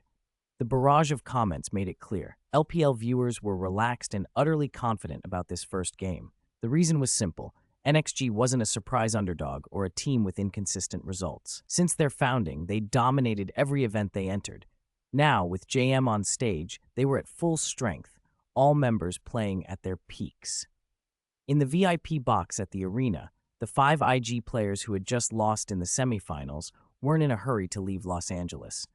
Their boss, Xiaowang Tongji, who still carried a professional player's passion, had brought them to watch the grand final. He had already decided quietly, if someone like JM, who'd started his own organization, could stay competitive despite his busy schedule and even sweep SKT 3-0, then he would make sure to step onto the stage himself next year. Showboating shouldn't be a one-man act, he said with a grin. On the players' stage, the broadcast camera swept across the team seats. Top laner Pang Ran, jungler Xiao Shito, and the bottom lane duo. Everyone looked unusually relaxed. It would have been a lie to say there was no pressure. Shujing kept fiddling with the fidget spinner fans had bought for him at the club shop, and apart from JM, the other 4 players each had some small stress relief gadget in their hands. Grip trainers, stress cubes, things like that. NXG's players weren't emotionless machines. They were young, sharp, and sensitive. The difference was that NXG's pre-game routines, stress relief, and tactical prep were stronger than those of most teams, and they had a steadying force at the center of it all. JM, seated in the mid-lane chair, turned slightly to confer with White Crescent. The only real risk for them in the finals would be losing a coin toss, but today luck seemed to be on their side. Ban Weapon Master? Song Yuan asked over team voice chat. Yes, don't give him that. We'll leave it off the table, JM answered decisively. White Crescent stood dutifully behind, taking notes on the draft. Bella wasn't surprised NXG wanted Weapon Master out. In the semis, SKT had used Weapon Master's split push to force timeouts and overrun Royal. She hadn't expected JM to target a hero that Damu excelled at so early in the draft, but NXG's message was clear. They're pulling the targeted bans. NXG's tactics are obvious. Targeted bans, Miller observed. They're familiar with every strong pick in the meta. SKT's the one with the headaches. SKT's ban phase was slow, as if they were trying to use up all the time. Only at the end did Lee Sin's icon appear in the ban slot on the purple side. Koma's draft focus today was the jungle. The elimination rounds had taught them that targeting mid directly wasn't effective. JM's mid pool was just too vast. In a meta centered on mid-lane carries, 3 ban slots couldn't constrain JM. He could master any new champ faster than anyone, and every hero he played looked like a master-level pick. Since direct mid-targeting was futile, Koma aimed instead at the jungle matchup. He knew Stone, Xiaoshito, became much more aggressive when paired with JM, so the first targeted ban went to Lee Sin. NXG's second ban is Zera, SKT's support favorite, Xiao noted. NXG's bans and picks were surgical. Their scouting database hit opponents' weak spots. In scrims, when SKT's support had picked Zyra, he'd even solo lane to pressure Royal's bot lane. NXG's support, Door, preferred roaming over lane dominance anyway, so taking Zyra off the table wouldn't hurt NXG's plan. SKT's next ban was Lissandra. Even if JM isn't likely to pick Lissandra mid, both NXG's top and mid have such proficiency with her in their system that it's safer not to give her away, the commentators explained. Then NXG used a ban slot on Zed. Miller was surprised. Ban Zed? Why are they banning Shadowstream Lord? There was a murmur through the arena. Was JM afraid of Faker's Zed? Come on. Faker had a famous Zed play in OGN, but in most people's eyes, the world's best Zed was JM. He'd already learned terrifying combos like 3 Blossoms over the Crown mere days after Zed's release. The Zed mirror between JM and Faker never painted Faker as the superior Zed. It just showed JM's mastery and sometimes the other player's mistakes. SKT's final ban was Shen, a hero Songyuan played smoothly. Li Shang's eyes flickered with understanding. He leaned over to his teammate. "Brother JM, don't worry. I'll give it my all," JM replied. On blue side first pick, with only one top jungle powerhouse left, Spider Queen, JM wasn't in a rush to lock her in. Instead, he asked for the first pick Orianna. "We'll help you get kills. This will be fun." Orianna, the casters cheered. A very stable pick. JM taking the first pick accepts the risk of being counterpicked, but it makes the rest of the draft much more comfortable. From another perspective, it's JM's confidence. "I pick first. You can pick whatever you want later," Fang Kuai-long added, slipping into his playful persona while Miller and Bella handled the serious analysis. SKT's first 2 picks were Renekton and Spider Queen, a solid top and jungle combination. Spider Queen has a strong early presence and doesn't need a lot of gold to stay relevant in the mid to late game. It suits Benji's playstyle, Roaring Emperor, the regional commentator, noted. That pairing meant SKT's bot picks wouldn't be long-range late-game hypercarriers. "They'll probably pick Corki," JM said, turning to Xu Jing. "Xiao Shu, what do you want?" "Anything's fine, Brother Ming. Ezreal, Varus, Vayne," Xu Jing answered. A deep champion pool meant the duo lane could adapt to whatever the draft left them. "All right, duo lane hold for now. Let's choose top and jungle." "Stone, Aatrox, Songyuan, pick Zac," came the call. SKT responded with Corki and Lulu for their 3rd and 4th picks. NXG matched with Varus and Leona, locking in their bot lane together. "Here it comes. Pang Pang's Leona," Miller said. Bella covered her mouth and chuckled. From champion selection alone, NXG is signaling they want a jungle support roaming comp to invade SKT's map. Spider Queen may be strong, but NXG had a darkened Aatrox in the top lane and a Leona ready to follow up with hard engages. The draft looked like a direct answer to SKT's early aggression. Now it's up to Faker on the 5th pick to see what he chooses to counter JM's Orianna, Xiao mused. Ahri or LeBlanc could be fine. Talon got heavily nerfed. Without his silence, it's risky. Kassadin's too weak early on. Talon, woo-woo, speak up for me. "I lost control of my hands in the All-Star, and then they nerfed me to the ground," a joking comment read. "I don't think Faker plays Kassadin much. I've watched OGN and ranked. He rarely picks him," someone said. Half the reason is the jungler. If the mid picks an ultimate scaling Kassadin early and the jungle plays passive, SKT's side lanes won't even get to play the map. "Sanghyuk, take it. We believe in you," another supported. Li Shangye steadied his breath and calmed himself. His cursor found the champion he'd practiced for a long time for S3, and he locked it in. In the Staples Center, the champion select vocals echoed, "I'll come if you pay the bill." "Burp, I'll come if you pay." "Gragas, Gragas," someone shouted as Koma patted Faker's shoulder, said nothing, and walked off the stage. He stopped to shake hands with White Crescent, waiting in the tunnel. "I suddenly envy you," Koma confessed. White Crescent shrugged. "You're not the first." Koma smiled ruefully. "I actually envy myself for having this kind of luck."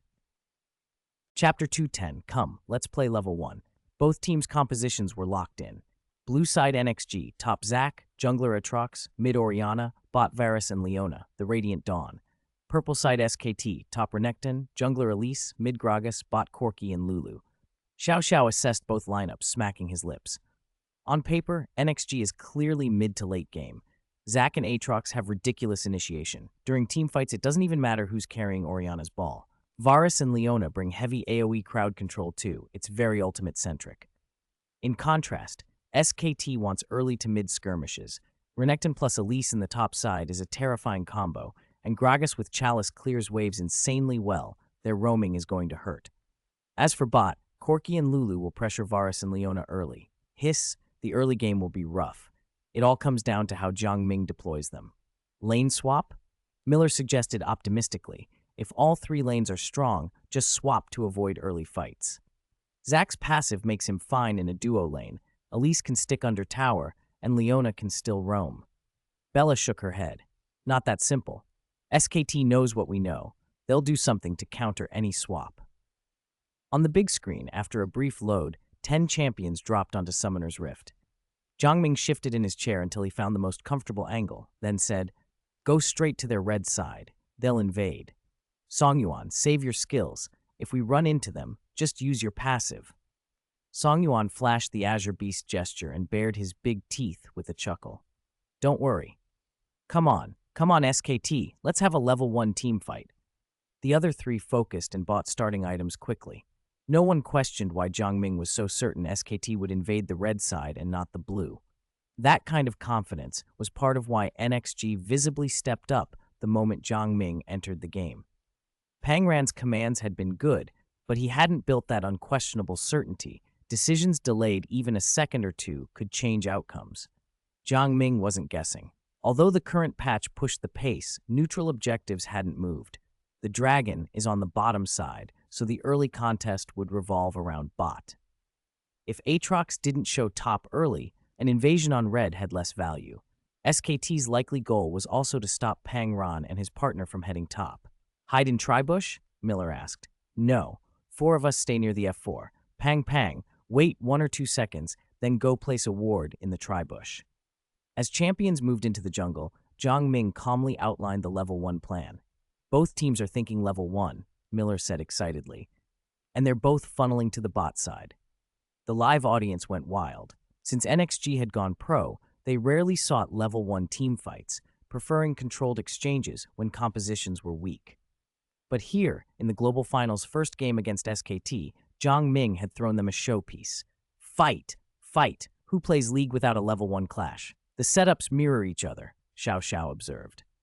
SKT's 4-man group is coming from bot, while Lulu runs alone to place a ward at the blue side F4 exit to block NXG. Our Pang's in the Tribush alone. This looks risky. SKT is clever. Only top jungler and AD are exposed. Gragas is holding back. Good, Pang is cautious. He placed a ward in the bush and backed down. Because Leona retreated quickly and SKT paused to wait for teammates, they didn't immediately spot Pang Ran. The purple side didn't see Leona and kept invading. That Tribush ward will be huge. Ambush. SKT advanced carefully, Renekton with Doran's shield and Elise scouting the fog. But Zac and Aatrox's initiation was absurd. Zac's elastic slingshot knocked up 3 people. Varus followed with hail of arrows. Aatrox flew in with a darkened blade and layered more crowd control. Jiang Ming, the least showy in the clump, quietly threw a Q. SKT's mid-jungler and support health bars cratered. Flashy spells lit the narrow crossroads behind the dragon pit. Fu Manduo, the support, flashed into the pit. Faker, battered, didn't panic. He instantly leveled his E, stepped back, then hit the quickness to escape. Gragas's level 1 E plus the quickness combo became an escape tool. Damu, hit by a ring of abilities and healed, also used the quickness to scramble toward the bottom of the pit. "Don't chase. Take what we got. Our damage isn't enough," Jiang Ming called. NXG's 4 players stopped on cue. Their early left side damage wasn't high enough to guarantee a kill in such a chaotic, cramped fight. Getting first blood would have been partly luck. SKT's discipline, top, mid, and jungler trading soak, saved them from losing blood on stage. "So close. Gragas escaped with a sliver," the casters lamented. "It's huge value. We traded Aatrox's passive for 3 quickness spells," Xiao Xiao said. The chat exploded. Inside SKT, silence. They knew that playing a normal laning game against NXG would lead to a slow death, so they'd brought a lineup meant to dominate early. They'd gambled on level 1 to build advantage, but NXG had turned the tables immediately. How did they know we'd come from bot? Zhu Rang demanded, replaying the synchronized ambush. Are you saying they had vision? Damu snapped back, trying to relieve stress. Benji pinged the tri-bush on the map. Leona was the last to arrive and couldn't lock anyone down. It must have been a ward from support circling back. If Leona hadn't been there, Sanghyuk wouldn't have escaped either, Fuman Duo agreed. We need to stabilize. Beware of quickness cooldowns. Without quickness in mid, Gragas's early levels became precarious. The director kept the camera on mid, even weaving in the iconic sweeps of top, bot, and jungle. Here it is, the classic level 1 minion pull. Oh man, Gragas is getting crushed. Leveling E at 1 means he can't even last hit. Oriana's crossing the wave to pressure. She's not even letting Gragas get experience. Zhang Ming's a master at minion wave control. He chips Gragas with Q-auto combos like it's nothing. Mid looks like it's going to be a huge gap because Gragas took level 1 E. Don't forget quickness. With mid lacking it, even if Benji wants to help, he'll have to think twice. On the ground, Benji did glance toward mid after finishing his first camp, but Oriana's position and the wave said there wasn't a gank opportunity yet.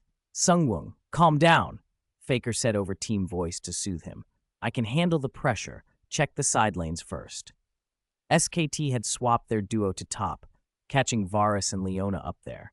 Even without some summoners, they could still bully lane. Oriana had started with Crystalline Flask and 3 health pots, the Potion King build, so she planned to farm safely and wait to level Q. Benji wasn't stubborn. He liked ganking mid because it's an easy win. If he forced a gank where none existed, he wouldn't be a mid-protecting jungler, he'd be a brain-damaged jungler. At 2 minutes 40, mid hit level 2. Zhang Ming backed off decisively. Despite having poked Gragas earlier, a level 2 Gragas landing body slam could turn trades around. Looks like a kill in mid is unlikely for now, the broadcast said, switching to Elise. Benji's playing differently today, moving toward the duo lane first. Counter gank, Xiao Xiao explained. The wave is pushing, Elise is setting up a counter. Lulu doesn't have quickness, so if Aatrox comes from the river to gank, they could score a kill. But the audience chuckled. From the god view, it was obvious. After clearing his red buff, Aatrox had taken an odd jungle route, red to blue to Krugs to wolves, then returned to the bot lane. That strange path had baited Benji into wasting time in top for nothing. Chapter 211, Use Operations to Defeat You. The spider's been camping top for a long time. Yeah, Benji spent way too much time counter-ganking top. Aatrox never planned to go top at all. NXG's shot callers totally saw through SKT's tactic. On the game screen, NXG's Aatrox had cleared almost his whole jungle. He hadn't headed top or helped Zac in the bottom lane. He'd gone back, upgraded his items, and even picked up an extra Doran's blade to strengthen his early fighting. Less than 4 minutes in, Aatrox's development was nearly double that of the spider, who still had 2 jungle camps unclaimed in the top half of the map. This rhythm is comfortable. After Aatrox recalls and buys, the topside camps will respawn and be waiting. Meanwhile, Benji's Elise, because he has to clear camps, also has to leave the duo. Whether the Aatrox keeps farming or goes to gank, he holds the initiative. Xiao Shito didn't need to force the pace. The level 1 trade had given them first blood and a summoner spell advantage, making it hard for SKT's early fight champions to fight back. Their lanes were only a minion or 2 apart. If NXG rushed, it could backfire. By 5 minutes, the blue team's Aatrox was already a level ahead of the spider. Corki has no cleanse. The good news came from the duo who had swapped top. While both junglers met in the lower river, Pangran punished Corki for being too far up. An EAQ combo paired with Varus's poke left Corki critically low.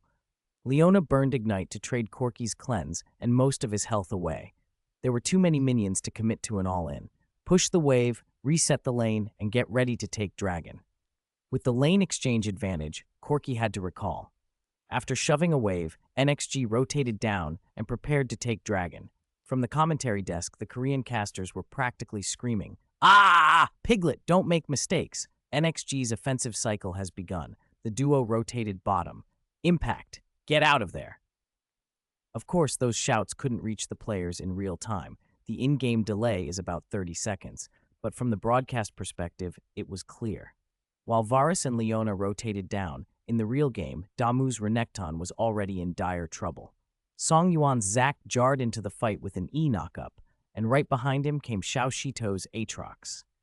Darken Blade sent the grounded Renekton airborne again. Leona followed with more lockdown, while Varus simply auto-attacked from behind. First Blood, NXG Stone killed SKT Impact. The LPL crowd exploded in cheers, chat lit up with jokes and disbelief.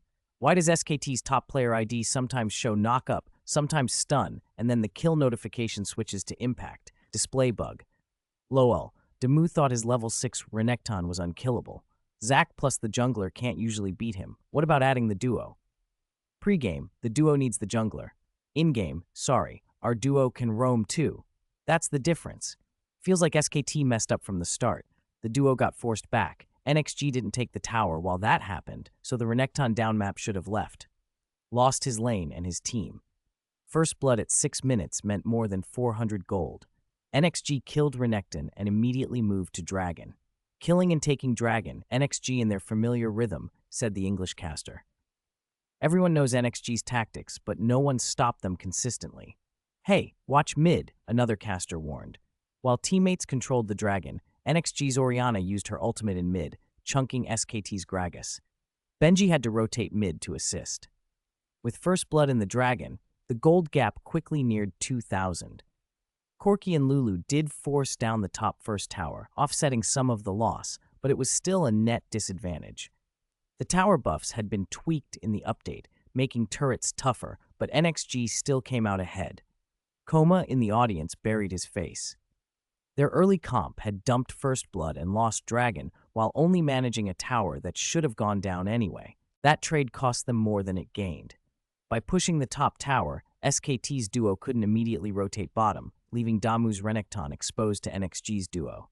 With the top first tower gone, Zac could control the big minion wave and Renekton risked overextending if he tried to return. Farm and get ganked, or stop farming and fall behind. Either way, Renekton's effectiveness was compromised. Zhang Ming had banned flashy plays. He wanted to win with macro. Oh, Pang's so smart. After helping secure Dragon, he left Varus alone bottom against Renekton. Since Impact didn't see Leona, he didn't know the support wasn't nearby and didn't push. Upper side, SKT's duo are delayed again, trying to coordinate with mid and jungler to invade Orianna's blue, but NXG is strong. You can call people, I can call people too. My side's blue stays today. Both junglers contest smite. Aatrox got the blue. It's fine. Orianna lost blue, so Gragas will have an easier time later. Top lane? Xiao interjected. After Corki pushed the top first tower, Renekton could only watch Zac control the wave and farm. Soon that big wave will be on the left side. Zac versus Renekton. Minions were even, and Zac even had a slight experience lead. SKT knew top was slipping, but had no good options. After Impact's first death in the lane swaps, his early game value had diminished. Benji was forced to stick with his bottom duo. At 9 minutes, the tide turned again. Corki landed 2 rockets and a Q on Varus, one of them a big rocket, and Varus's health plunged.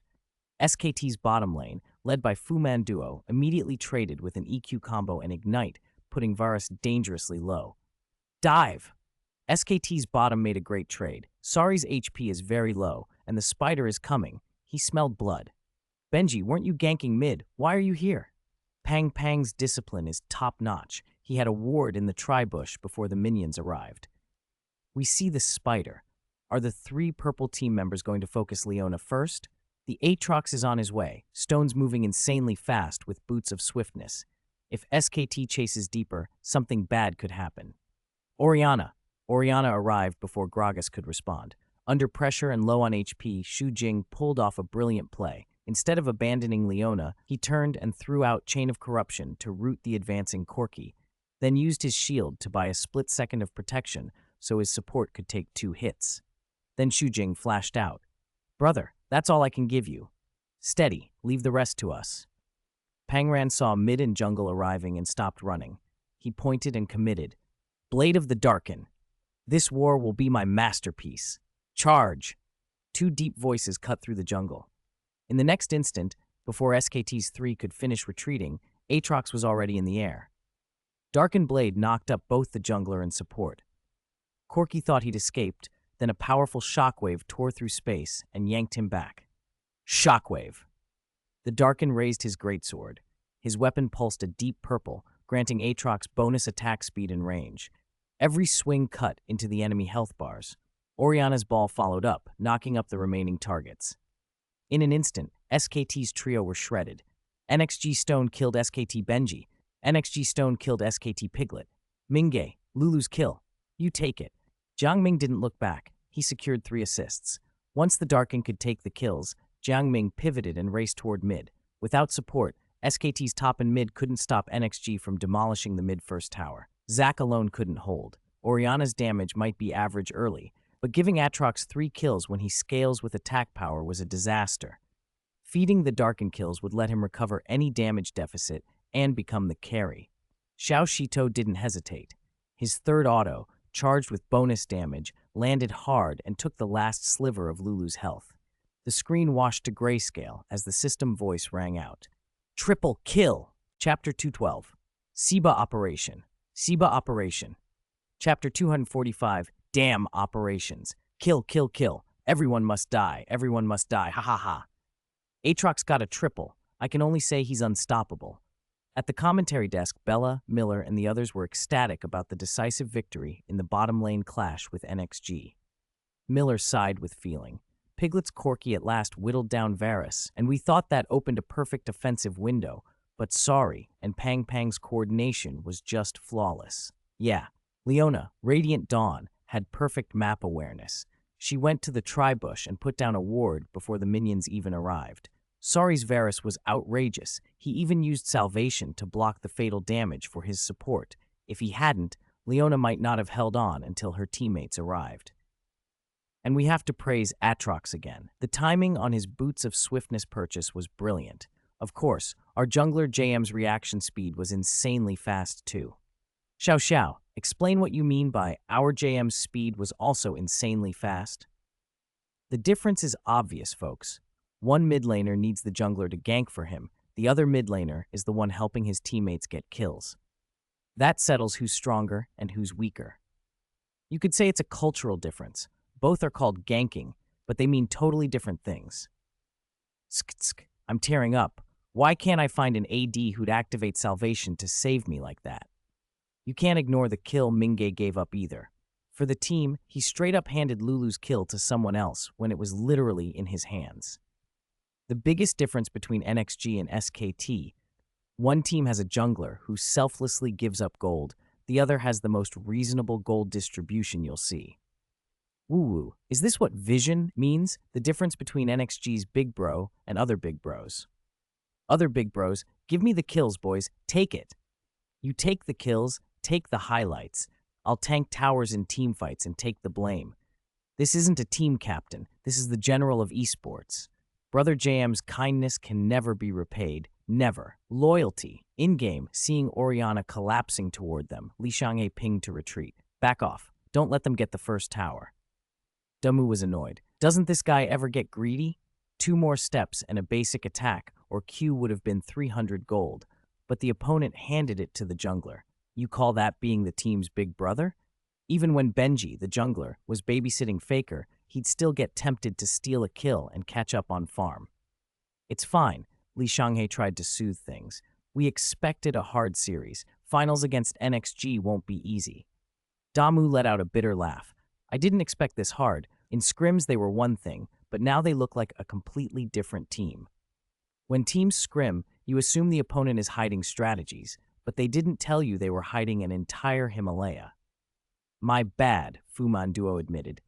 We shouldn't have tried to contest their tempo, just play our normal game. When Leona's pre-placed ward spotted Sexung, we should have stopped the chase. Fuman Duo took the blame, but knowing what to do is one thing, executing under pressure is another. In the first 10 minutes, SKT, an early game lineup, fell behind 4-0 and over 2,000 gold against NXG's mid to late game teamfight composition. Calling the start a collapse wasn't an exaggeration. All 5 SKT members gathered, trying to force down the bottom first tower while Orianna and Zac rotated to clear waves. But with Aatrox and Zac arriving quickly and both passive shields ready, SKT didn't dare push. With the champion's early game strength and mechanics, another dive mistake would put the first game out of reach.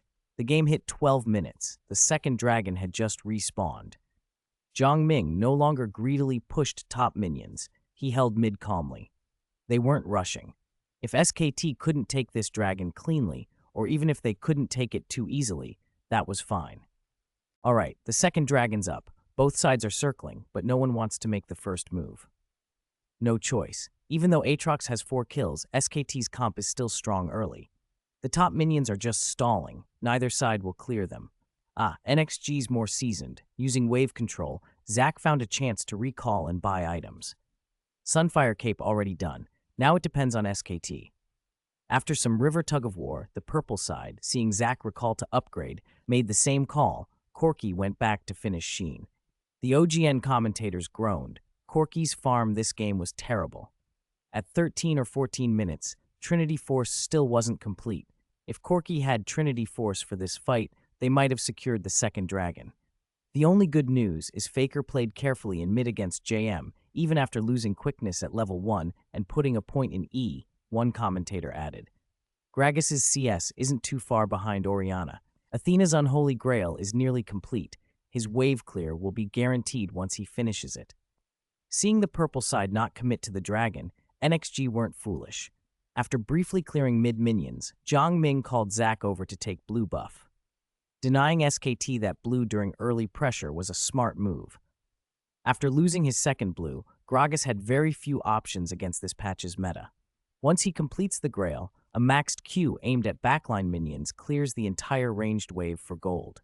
Orianna, nerfed since Season 2, would have to use both Q and W to match that effect, burning more mana. After securing blue and confirming Gragas hadn't finished the Grail, the pushing top wave was about to hit the turret. The moment SKT swapped mid to top and showed champions, NXG's 4 members instantly grouped. Pressure the mid-tower health, just force Gragas back. Be careful not to get engaged on.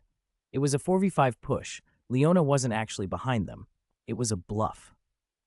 Under Zhang Ming's call, Pang Ran had just recalled to update vision. NXG's overt strategy was simple. Even with only 4 people, if the minions are under your turret, you have to defend. With teleport not buffed and top laners all taking ignite, a bad teamfight could be catastrophic. But burning a minion wave favors Zac more than Renekton. Whether annoyed by NXG's strategy or refusing to die slowly, SKT struck the moment Gragas arrived. SKT found a great opening. The duo lane collapsed on Aatrox, who was covering his teammates on the flank. Renekton double-E'd in, trying to catch Stone. Aatrox used Darken Blade, and his mid-teammate moved to the river to help the jungler. Leona, Radiant Dawn is already in position. Is SKT still committing to this wave? They're going. Renekton used quickness and dove in. They're fighting to the death. The timing on this wasn't bad. The LPL analysts kept their strategic calm, but the OGN booth saw the fight as their last lifeline. Roaring Emperor slammed the desk first, and the other 2 screamed until their voices strained. Charge! Charge! Charge! The enemy is scattered. This is our best counterattack. Go, SKT, crush them. Corki is doing everything he can to damage Aatrox. Why is Aatrox so tanky? Spirit of the Ancient Golem, where's your Ruined King? A 4-0 Aatrox and he isn't building Ruined King? Spirit of the Elder Lizard would have been fine too. The 2 regular OGN commentators frayed at the sight of Aatrox's weird build. A 4-0 Aatrox who didn't rush damage but stacked tank items? Who treats your team's handed resources like that? A total freeloader. But Shi Zhenyu explained it was perfectly reasonable. In early to mid teamfights, Aatrox needs to engage and absorb crowd control. A pure Ruined King damage build hits hard, but is glass thin against SKT's focus. Better to buy Spirit of the Ancient Golem first, then add Bilgewater Cutlass into Ruined King. The gold was there. They were making a pragmatic call, and the play proved it. Against the combined focus of Renekton, Lulu, and Corki, Aatrox didn't even use quickness. He retreated to his formation with just a Q and kept his passive intact. Spirit of the Ancient Golem was actually perfect, plus 350 health, 10% CDR, and, most importantly, it granted tenacity comparable to Mercury's treads, reducing the duration of stuns, slows, taunts, and roots by 35%. In those days, the ancient golem passively offered junglers the benefits of Mercury's treads at a low cost. Korean netizens wailed, watching SKT, who had initiated a near-perfect fight, helplessly see their opponents slip away. They cursed. Damn, why are they so good at kiting? If you pick a teamfight comp, can't you at least teamfight us? Damn operations. Can Fist ban this tactic? The blue side situation isn't great, but at least we can take the second dragon. But the dragon gold doesn't solve the core issue. SKT is an early game lineup. The pressure's always on them. Even when it looks like they're ahead, they're actually still behind. Chapter 246, The Gragas and Oriana Show. First game taken. OGN's outrage couldn't stop Jiangming from playing the way he wanted. Macro play? What's wrong with macro play? We're just recreating the pain we once felt for your entertainment. It all comes down to a deeper understanding of the game. When did it become okay for officials to set fires while ordinary people are forbidden to light lamps? Not only did Jiangming embrace macro play, he used the most infuriating old-school Korean style to perfection. "Keep interfering," he said, and his team kept doing exactly that. Near the dragon, Jiangming issued another command. "Should I go in and try to steal? I have my passive," Xiao Shito asked, itching to go. Jiangming shook his head. "Don't dive, just skirmish and bait out two abilities. Gragas used his ultimate earlier in lane. It's still on cooldown. Draw the dragon's aggro. If we steal it, great. If not, at least buy time." Their minion wave was in their favor. Every second they delayed cost SKT more. The casters on the stream called it out. SKT could have finished the dragon quickly if not for JM's interference. Oriana had just cleared mid, so the purple team needed to handle the dragon fast. But SKT's top, mid, and support didn't have ultimates ready, so a rushed fight wasn't ideal. Then the Spider's Q plus smite secured the dragon, Benji actually coming up useful for once. With dragon secured, Gragas' Q slowed NXG's top and jungler. Renekton charged forward, looking to force an engagement. Leona's close-range initiation pushed SKT's two carries back, then she used E on Renekton to disengage. NXG pulled off another perfect fight reset. No one died. The English casters were ecstatic. Wow, JM really is a tactical mastermind. He constantly uses minion waves to pull SKT around, never trading straight up unless he's certain of a win. "Our region's teams look like they're playing with no brains," one of them joked. "I have to say, TSM fits that description right now," another answered, and the crowd's laughter made SKT's players more and more impatient. They were on the attack and misread the situation. After Jiangming's Oriana cleared the minion wave, SKT should have reset. Instead, without confirming NXG had left, they dove the mid tower. "If they wait for the second wave, SKT can take the tower," the casters warned. "Push, force Oriana back." Behind the commentator's calls in the game, Faker dove. "Faker is going in, body slam aimed at Oriana. If he knocks her back, it's a kill." Two flashes of golden light streaked beneath the turret. Oriana anticipated Gragas' body slam and flashed at the exact same moment, getting out of the path. Faker reacted instantly. The moment his eyes landed on Oriana's new position, the explosive cask went out. Boom! The barrel's explosion shoved Oriana's body toward 4 SKT members at the turret. The arena and the stream erupted. "Faker, Faker, Faker did it! The new Demon King brings down the LPL Emperor." But in the player booth, Jiangming's face, even while hit by Gragas' ultimate, betrayed no panic. The stream filled with exclamation marks. "Ultimate! Ultimate!" Look, the Oriana ball. On the left hero bar, Oriana's ultimate, which had already come off cooldown, went right back on. Then all sound seemed to cut out for a heartbeat. The energy around the ball expanded and snapped tighter. Space seemed to compress and break. Oriana, appearing in front of the 4 SKT members, felt like a giant magnet. Her shockwave twisted them together and threw them into a perfect formation. Jiangming had already finished the setup.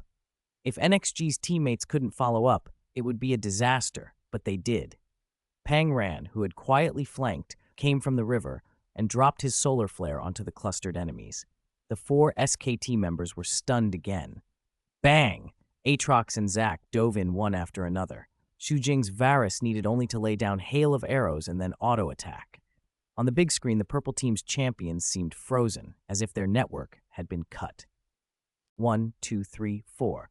A retired, famous domestic mid laner in the crowd pressed his face to the camera and shouted his immortal line. This wave, instant, explosion. The venue screamed. What kind of Oriana play was that? The casters asked incredulously. Did she predict Gragas's knockup? Gragas's knockup actually repositioned Oriana, and then the shockwave pulled in 4 SKT members, perfect synergy. JM and Faker created the opening. Chat flooded with praise. 666! The heart of the live chat boiled over. JM was too strong. Yes, Oriana predicting the knockup and using the ball to pull 4 players in made everyone's brains short-circuit. A dive that started with Gragas's body slam ended with NXG getting a clean 0 for 4 under the turret.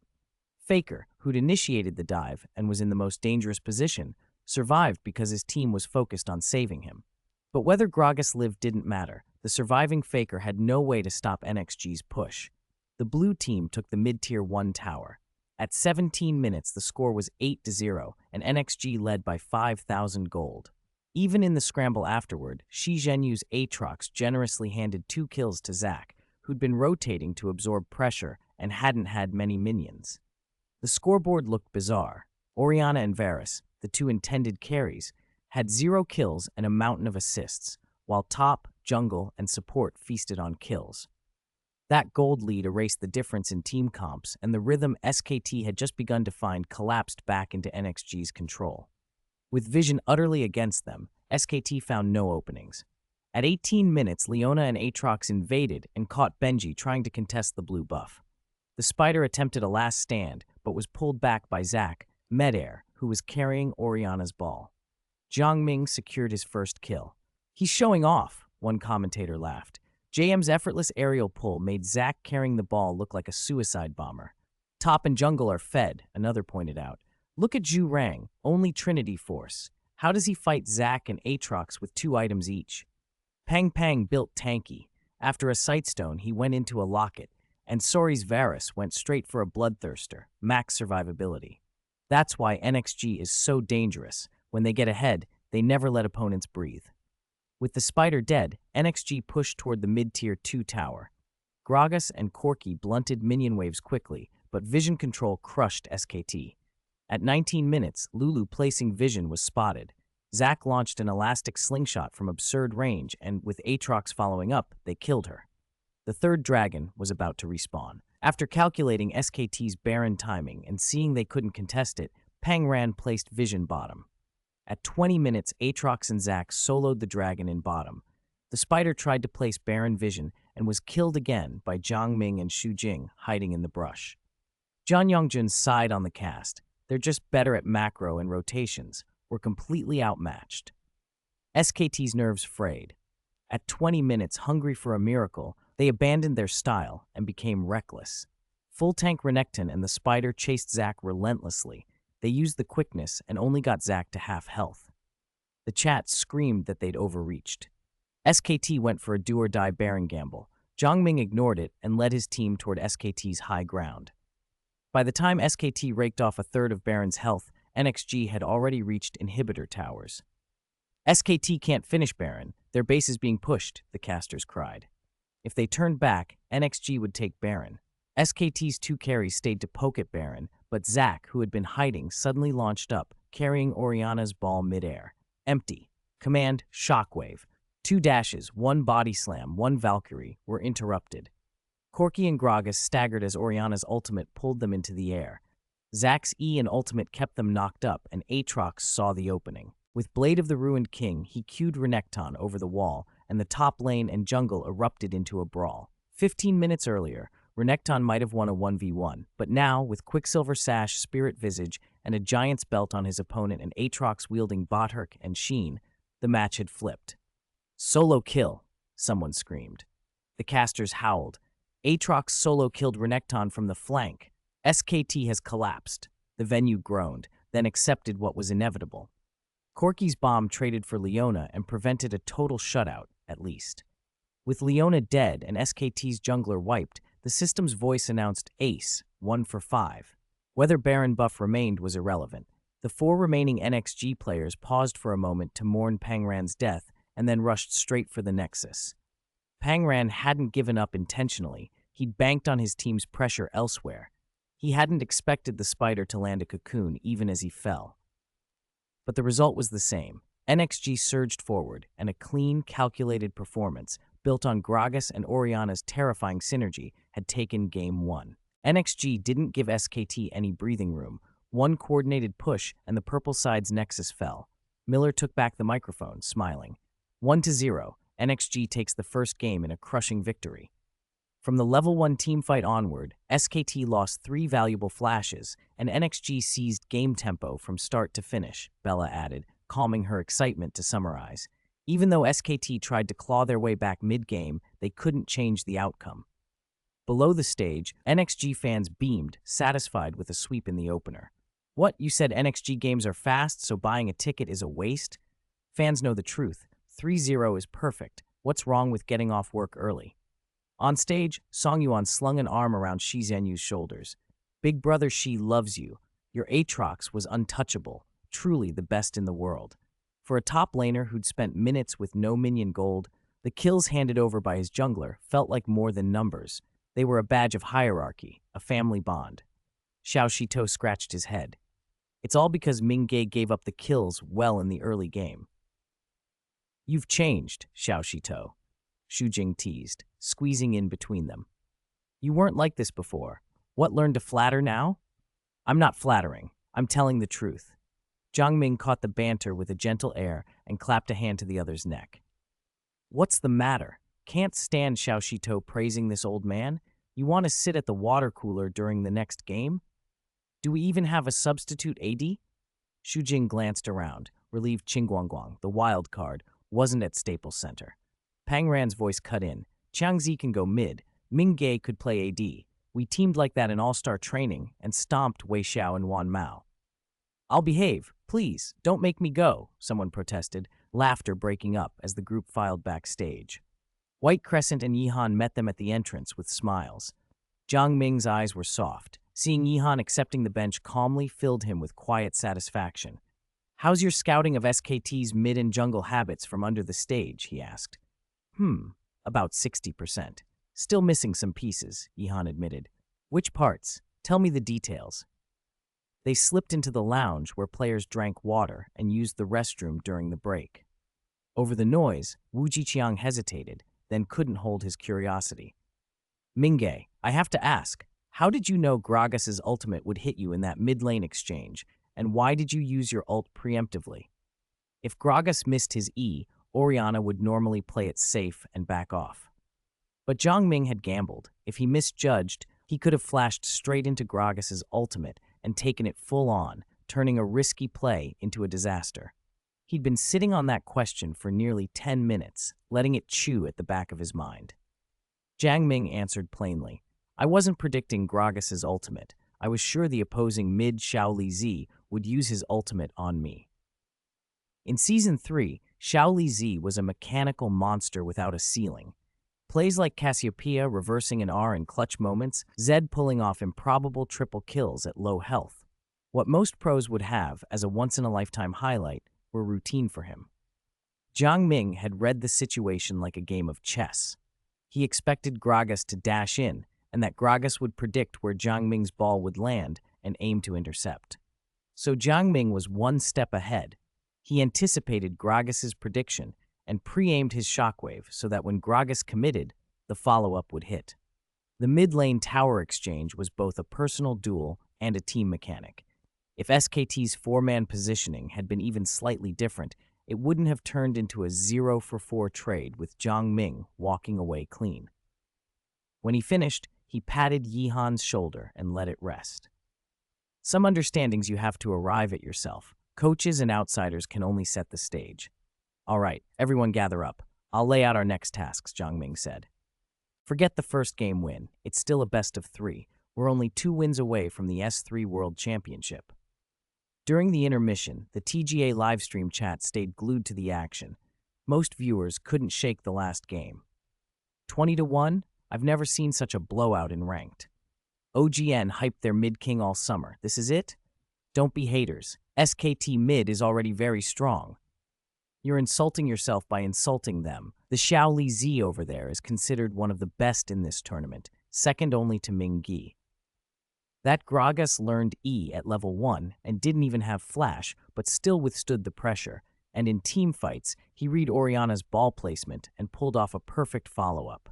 If his teammates hadn't been so useless. LOL, the Korean forums are burning about the jungle difference. 7-arrow Aatrox versus 1/5 Elise. Yeah, jungle difference for sure. Mainly, it's tempo. Their strategic reads are on different levels. Exactly. It's less a player gap and more a gap in game understanding. Elise feared being collapsed on bot and tried to counter-gank top, while Xiao Shito just kept farming. His gold lead snowballed. Also that bottom wave, as soon as the AD got low, the support immediately warded Tribush. NXG have those habits drilled into them. I'm calling it. Normal result will be 3-0, maybe 3-1 at most. SKT can't turn this around. 15 minutes slipped by. SKT and NXG returned to the stage. OGN fans leaned forward, hoping for a change, but when Jiang Ming took his place in the NXG lineup, disappointment murmured through the crowd. People always want miracles, swapping the mid, pulling out a signature pick. On Korean streams, viewers lobbed advice, but some admitted the obvious. Oriana is already one of JM's best champions. Silence fell in the chat. The statement stood unrefuted. What champions was JM good on? Gragas, Ahri, LeBlanc, Syndra, Zed? Oriana was unquestionably among his strongest. The second game's pick and ban began quickly. Both sides have swapped. SKT on blue gets first ban and pick, Miller announced. Coma is banning. Wait, SKT first ban Zed themselves? They aren't even considering banning Stone's Aatrox? Miller sounded puzzled. Zed is still a top-tier mid in this patch. When both mids play Zed well, using a first ban on it from blue seems wasteful. NXG also banned Stone's signature last game, Bella reminded. Maybe both sides are aiming at the same things. Xiao Xiao grinned. Sometimes we on stage overthink. Maybe they're just trying to stop a counterpick. None of them, not even Jiang Ming sitting across the table, could claim to know the coach's minds with certainty. All draft choices were educated calculations built on experience and databases. Unless you had a cheat sheet with your opponent's plan, you were guessing until the game started. Don't worry, Jiang Ming said softly to Yihan. Assume the opposing mid wants to pick a support-ish champion to relieve pressure on Benji in the jungle. Ban Ahri first, someone called. Ahri, one of Faker's signatures, was a natural first ban in this match context. The picks and bans moved faster than the previous game. Both sides already had a feel for each other. SKT on blue banned Zed, Gragas, and Corki. NXG on purple banned Ahri, Lee Sin, the Blind Monk, and Elise. Ban Elise? Makes sense. Ban the strong early junglers, Miller commented. Aatrox, Kha'Zix, they're all open. Now it's on you, Benji. Do you dare to pick them? The meta heading into the S3 worlds had already shifted. The jungle was becoming a carry role. Where mid and bot had been the dual carry focus before, increased jungle gold and early influence had given junglers the chance to carry games by themselves. NXG's bans were forcing SKT's jungler into uncomfortable fights, trying to deny them early pressure.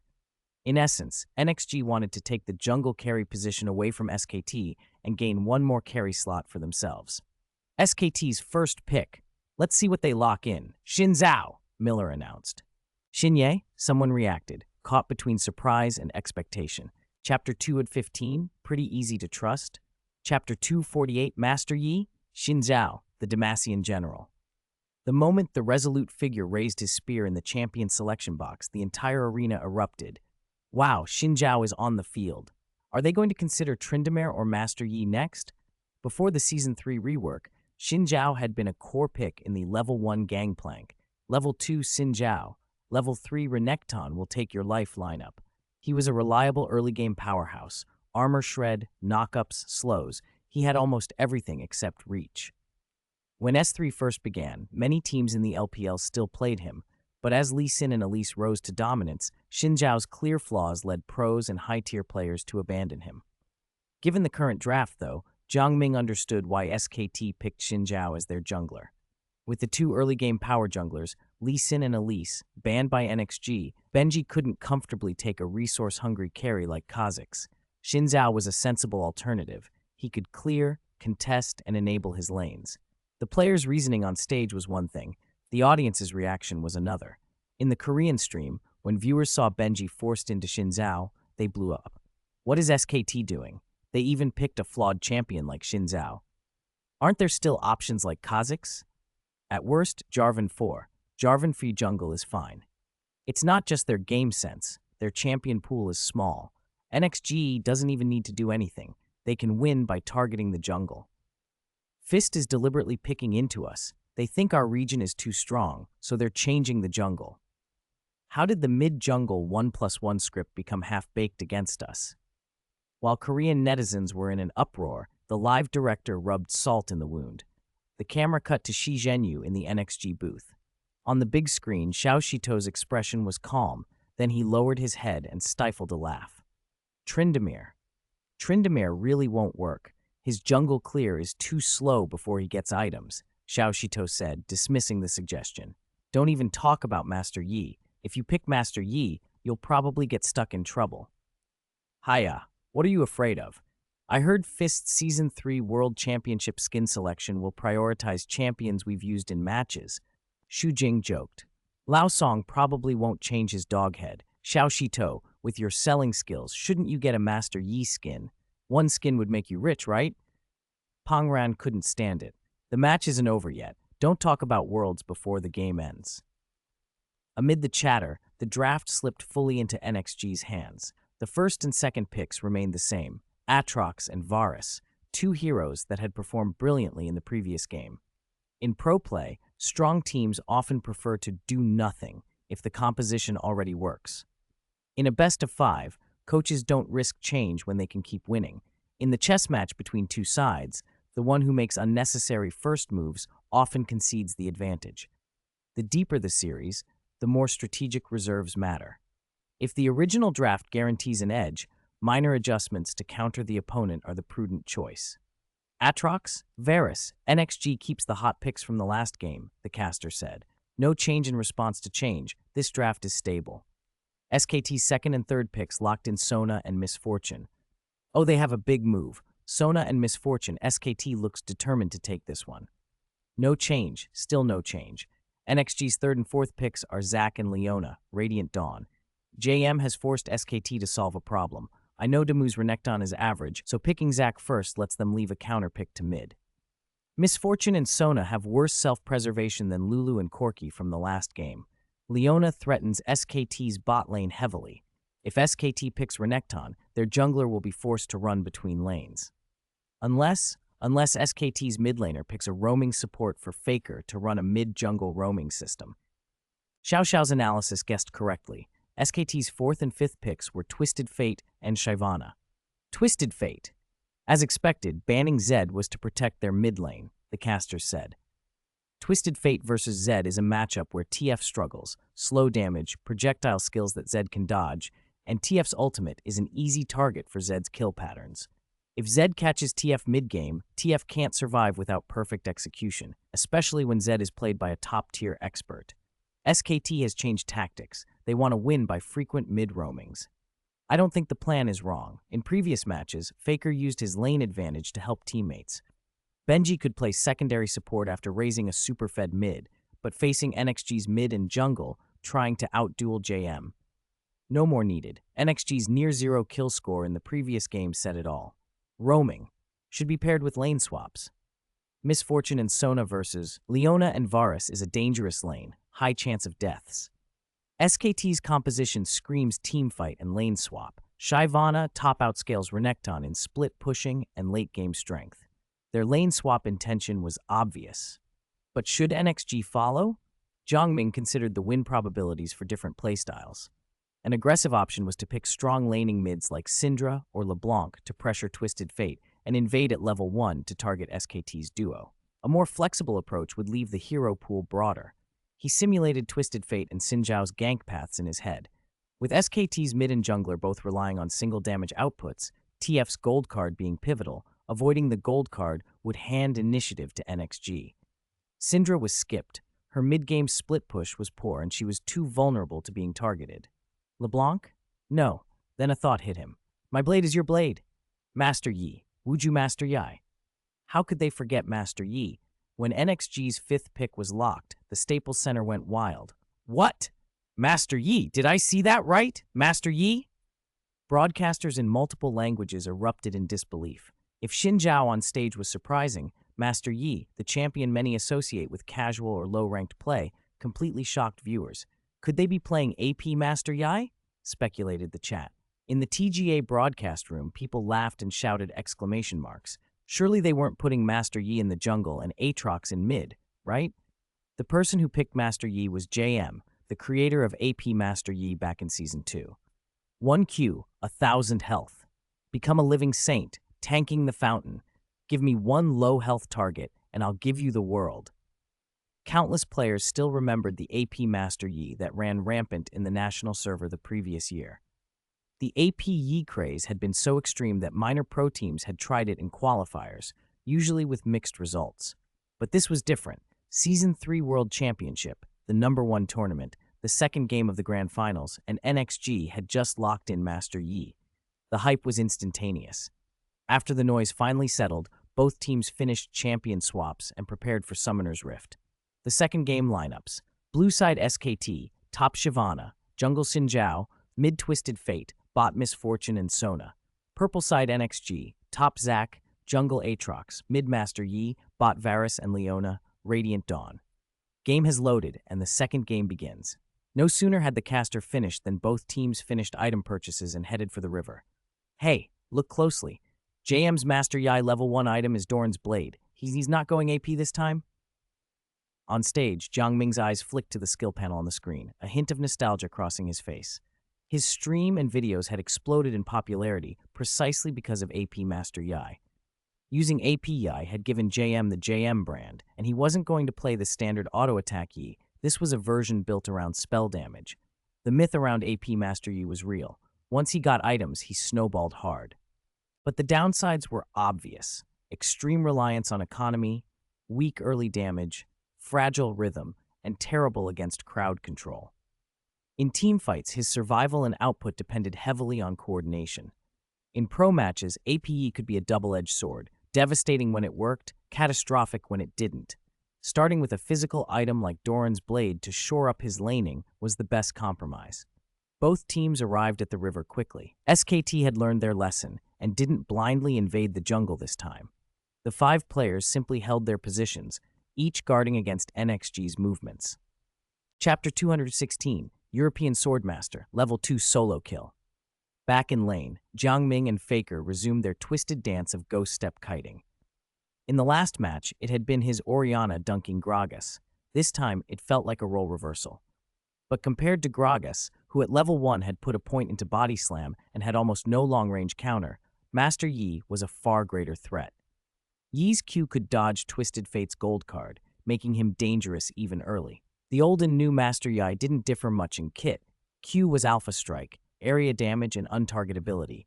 W was Meditate for healing, E boosted damage, and the ultimate, Highlander, granted attack speed, movement speed, and reset effects. The main change was in AP scaling on Q and W. The current Alpha Strike could deal around 300 magic damage to up to 4 targets.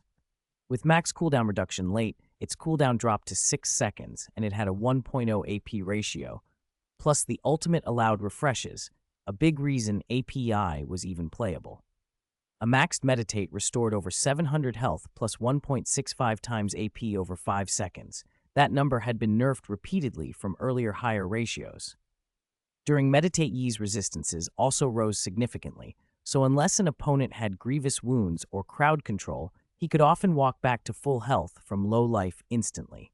He didn't deal true damage, but its passive increased attack damage and its active doubled attack damage for a window. Highlander was, of course, a beast, nothing like some later comically poor-focused versions that couldn't even outrun an AD with Ghost. "Watch my alpha, strike," Jiang Ming joked to himself in lane. Laning against Twisted Fate felt almost stress-free. Level 1 Q did 100 magic damage, so his early poke was strong. On-screen, Master Yi turned into a phantom and timed Alpha Strike to coincide with Faker casting Red Card into the minion wave. The Red Card splash missed. By targeting a ranged minion, Yi's Q also clipped the Twisted Fate behind it. Master Yi's Q had a very particular mechanic now. When the landing spot couldn't be freely chosen, it depended on the target's survival. If the target lived, Yi landed in front of them. If the primary target died, Yi returned to his starting point. Mastering that nuance in mid made playing around Twisted Fate much harder. There was another reason the playstyle worked. Like his passive, Yi's Q had a chance to deal extra damage, the dreaded double strike. Level 2 was the kill threshold for Yi versus Twisted Fate. You didn't need flashy mechanics, just poke at level 1 with Q, then find the right moment to close. Jiang Ming wasn't overly worried about poke from SKT's bot lane Corki and Gragas. SKT had swapped lanes, their bot duo went top while Shyvana stayed bottom to play safe. With Misfortune, Bounty Hunter, and Sona, the wave would stay pushed under Zack's tower. Benji's job was to go top and protect Zhurang and Fuman duo. He wasn't necessarily going for tower dives, but he needed to be ready to countergank. If Aatrox found an opening with NXG's top and jungle, two brothers with revive and long displacement, killing SKT's two immobile champions would be easy. The HP of both mid laners is dropping fast. JM's playstyle has shifted. He's much more aggressive than usual, the caster observed. Benji and Aatrox swapped blue buffs at level 1. Their jungle paths are top and bottom biased, but given Benji's style, who knows if he'll gank mid. If he were coming, Faker wouldn't be trading this freely. Neither the casters nor the players on stage expected a level 2 all-in. League was still relatively young. Players' understanding of niche champion mechanics hadn't deepened yet. Even a pro like Faker, who mostly played high elo matches and had only briefly streamed, could be unfamiliar with uncommon champions and obscure combos. Jiang Ming was different. From bronze to challenger, from simple champions like Garen to mechanically intense ones like Riven, he had studied everything for his videos. In an age of viral clips, any unusual trick spread through the league quickly, but Jiang Ming had already internalized many of them. While waiting for level 2, Jiang Ming had Yi auto-attack minions steadily. The current passive wasn't the old 7-hit double strike, but rather a probability-based double strike, literally hitting twice on one attack sometimes. In theory, if luck favored you, European Emperor Master Yi could crit like double attack every swing. But Jiang Ming didn't like to rely on blind luck, especially when probabilities in the game could be deceptive. Fortunately, the game's pseudo-random distribution helped. If you hadn't triggered the probabilistic effect in previous hits, your chance to trigger it increased on subsequent hits. That's why Tryndamere players who fail early crits suddenly get a streak later. 2 minion waves had already stacked in mid. After 4 or 5 autos without a double strike, Jiang Ming smiled. His luck seemed banked up. On stage, the 3 LPL casters stayed glued to mid. Miller lamented, double strike, why isn't it coming? JM's luck is a bit off today. Bella and Xiao Xiao exchanged amused looks and began explaining the pseudo-random system to the audience. Before they could finish, Master Yi advanced with his blade. Wow, level 2, JM's going in. Alpha strike. Faker used red card. He didn't expect Yi to not poke with Q first. He cast Ignite. He's going all in. Was it a special play? Many viewers wondered. It looked both ordinary and brilliant at the same time. The answer came from JM's hands. Alpha strike hit, Ignite burned, then the rune proc from attacking, then E activated. Attack! Attack! Attack! Attack! Attack! A perfect A-grade combo. Even though the actions were standard, JM's timing made them feel different. Miller's shout explained why. Double strike. First hit, second hit, 2 double strikes in a row. This is the European Emperor Master Yi. Faker is stunned. How does a level 2 Yi do so much damage? He flashes. JM follows. He's going for the kill. Before attack speed ramps at higher levels, even great players can't perfectly chain auto attacks in a lane duel, especially against an opponent who kites and resists.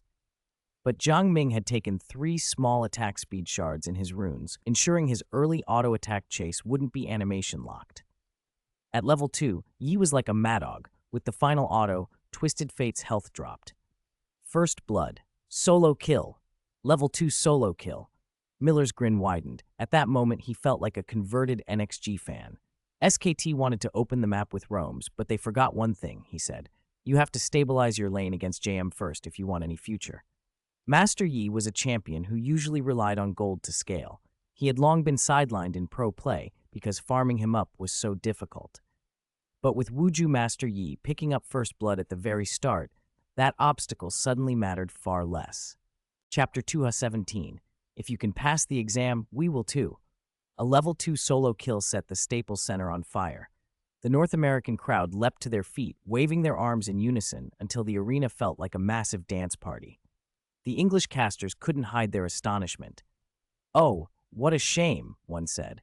"I thought Coma might try a mid-jungler roam, but JM completely shut that down in the laning phase. A level 2 solo kill? That's unreal. Every swing from Master Yi is like a work of art." "Haha, that's oddly accurate." A man in a suit grinned, pulling a t-shirt from under the desk to show the NXG logo to camera. "Hi JM, hi NXG fans. It might be late to switch teams, but from now on, I'm a die-hard NXG fan." If the English broadcast was measured, the TGA stream had gone outright chaotic. "Woohoo, solo kill. Master Yi solo killed Twisted Fate at level 2. I could do that too." Well, the one who died. Such damage, Q into Alpha Strike, Ignite, and he just kept cutting him down. He must have started Doran's Blade just to go for the solo. Warning, the second game may cause discomfort. Watch with parental supervision. Who dares call Master Yi players noobs now? Upstairs, JM is good at Yi, not you. Ranked tonight? Ban Master Yi. A pack of mad dogs are coming. Faker sat frozen before the monochrome screen, fingers still trembling from the mouse grip, eyes slightly glazed. Level 2. Just level 2. He hadn't expected that. Not really. He had little experience lane matching against a mid-Master Yi. The sequence itself wasn't flashy, a precise level 1 Q to harass minions, then at level 2, the QE combo, and an immediate face-to-face all-in. Mechanically, it was simple. Alpha Strike to dodge damage, E to follow up, then relentless autos. But it was precisely the simplicity and precision that stung. JM had done the math in his head long ago. Li Xianghe murmured to himself, "Is the gap in game understanding really that big?" He looked across the arena to the other player's calm face reflected on the screen. He had never doubted his own mechanics. Those micro-plays had won him countless duels. But the collapse of SKT's early aggressive plan in the previous game, and now the dismantling of the mid-jungler roam in this one, all because of his own early death, felt like a hammer blow. Some differences weren't just about mechanics. When their edge and strategy crumbled during laning, when their preset rhythm and plans were disrupted by an opponent's deeper understanding of the game, the genius mid laner felt a weight on stage he hadn't encountered before. The suffocating realization of being outplayed in pure game sense. NXG's show, however, was far from over. With JM opening mid, Xiao Shito's Aatrox and Benji's Xinjiao, now top duo, set up a skirmish. Zack's been heavily poked by Sona and is very low. Benji's circling behind the Tribush. Looks like they're setting up a tower dive on Norsha. If they tank properly, this could work, the caster called. But Aatrox's support is on it, another countered. Stone saw his top laner in danger and ran over from lane. "It's on!" Xiao Xiao's voice dripped sarcasm. "SKT's in a tight spot. Xin Zhao has good early damage, but you can't stop NXG when they have two resurgent duo queuers diving with tower support." Oh wow, Stone actually committed. Perfect timing. Xin Zhao got isolated in the brushes. Aatrox knocked up Misfortune. Zack used Leap. Can they finish them? Benji didn't become a 3-time world champion by luck. He made a split-second call and flashed the quickness out of the brush to the edge of the tower, activated W for attack speed, and used 3 Talon Strike on Aatrox as a feint to rescue his teammate. Bang! He quicknessed back and put distance between himself and 3 SKT members. Aatrox, still squishy early, couldn't tank the damage and had to retreat. "I used Ignite. 7 left!" Under the tower, Song Yuan watched Misfortune's health stick at 7 HP and cursed softly. "It's fine, we burned a quickness. Misfortune doesn't have one, so we can pressure her again later." The game kept moving. Benji, having lost some ground top, didn't sit idle. While Aatrox returned to base, he rotated mid to gank Faker. OGN casters, smug from their earlier analysis that SKT's mid and jungler would be inseparable, were suddenly nervous. NXG's bot also whittled Shyvana down, and after buying items, Aatrox, with boots, a jungler item, and a Dorn's Blade, swooped behind the tower. Leona used the quickness to land a root. Aatrox's Darken Blade provided more crowd control, and Shyvana backed off. Benji's gank on mid feels obsessive. He's in shape but ignored bot, someone remarked. But NXG's 4-for-1 strategy is paying off. Master Yi had taken some damage, but hit level 5 and put a point into W to restore health with a quick meditate. He finished his recall with a Doran's ring and boots. Alpha Strike has a chance to trigger additional magic damage on minions and monsters. As long as it procced a couple times while jungling, it didn't conflict with last hitting in lane. The casters blinked and realized it. An AP-focused Midmaster Yi taking jungle camps to farm both lanes and jungle at once. A hybrid strategy that sounded devastating. Jiang Ming wasn't thinking of commentary. He was evolving the prototype of a jungle core Master Yi. By siphoning resources from both jungle and lane, an AP Yi, who is extremely item-dependent, could spike faster. At 12 minutes, a major item appeared in his inventory, Lich Bane. In S3, it cost about 3,000 gold and provided 80 AP, movement speed, cooldown reduction, and mana. Its game-breaking power lay in the Spellblade. After casting an ability, your next basic attack dealt heavy bonus magic damage with an alarmingly short cooldown. The old Lichbane far outclassed later nerfed versions. After Lichbane, Jiang Ming kept quietly farming. With 3 squishy champions on NXG, he didn't worry about AoE damage in the mid to late game. He only needed to keep farming. By 15 minutes, he added Sorcerer's Shoes and a Fiendish Codex. Fu Manduo's face said it all: fear. AP Master Yi on the pro stage had always been fraught with risks. CC stopped him, and farming was slow. But when those weaknesses vanished, only strengths remained. Deathfire Grasp might come soon from the opponent, but till then, one Alpha Strike and a Lich Bane empowered auto could delete a backliner like Sona. Force the dragon fight, someone urged. With their items not online, Misfortune and Sona can win. But before SKT could set anything up, Master Yi, who'd been quietly splitting waves and picking jungle camps, struck. Bottom lane. One moment he was farming under the tower, the next he activated Highlander and charged like a blur at Shyvana. Damu, a pure tank Shyvana with Sunfire Cape, was bewildered. Yi's advance forced him to respect the threat. He used his W and backed away, but that step cost him his life. A purple vine shot from the jungle as Shyvana retreated. Chain of Corruption slammed into her. "It's over," the shout rang out. Alarm bells screamed in Damu's head. His Shyvana was built for tanking physical damage and carried almost no magic resistance. Varus and Master Yi both dealt heavy magic damage in their abilities, and the combination picked her apart. Chapter 251. It would be such a pity if I couldn't shake your hand as a coach. When it comes to AD champions who melt tanks, most people think of Vayne or Kog'Maw. But when it comes to pure speed of execution, no one does it faster than Varus. His W's passive, combined with the synergy of his other spells, lets the Bow of the Condemned deal massive percent-based damage. Vayne needs 3 consecutive autos for full effect. Varus needs 1 piercing arrow followed by a charged Q. Shyvana had a lot of health but no magic resistance. The arrow pierced her straight through. She was at 2/3 of her bar and then lost almost half in an instant. "My sword is your sword," Jiang Ming shouted. Thanks to Varus's ultimate locking Shyvana down, Jiang Ming didn't open with Alpha Strike.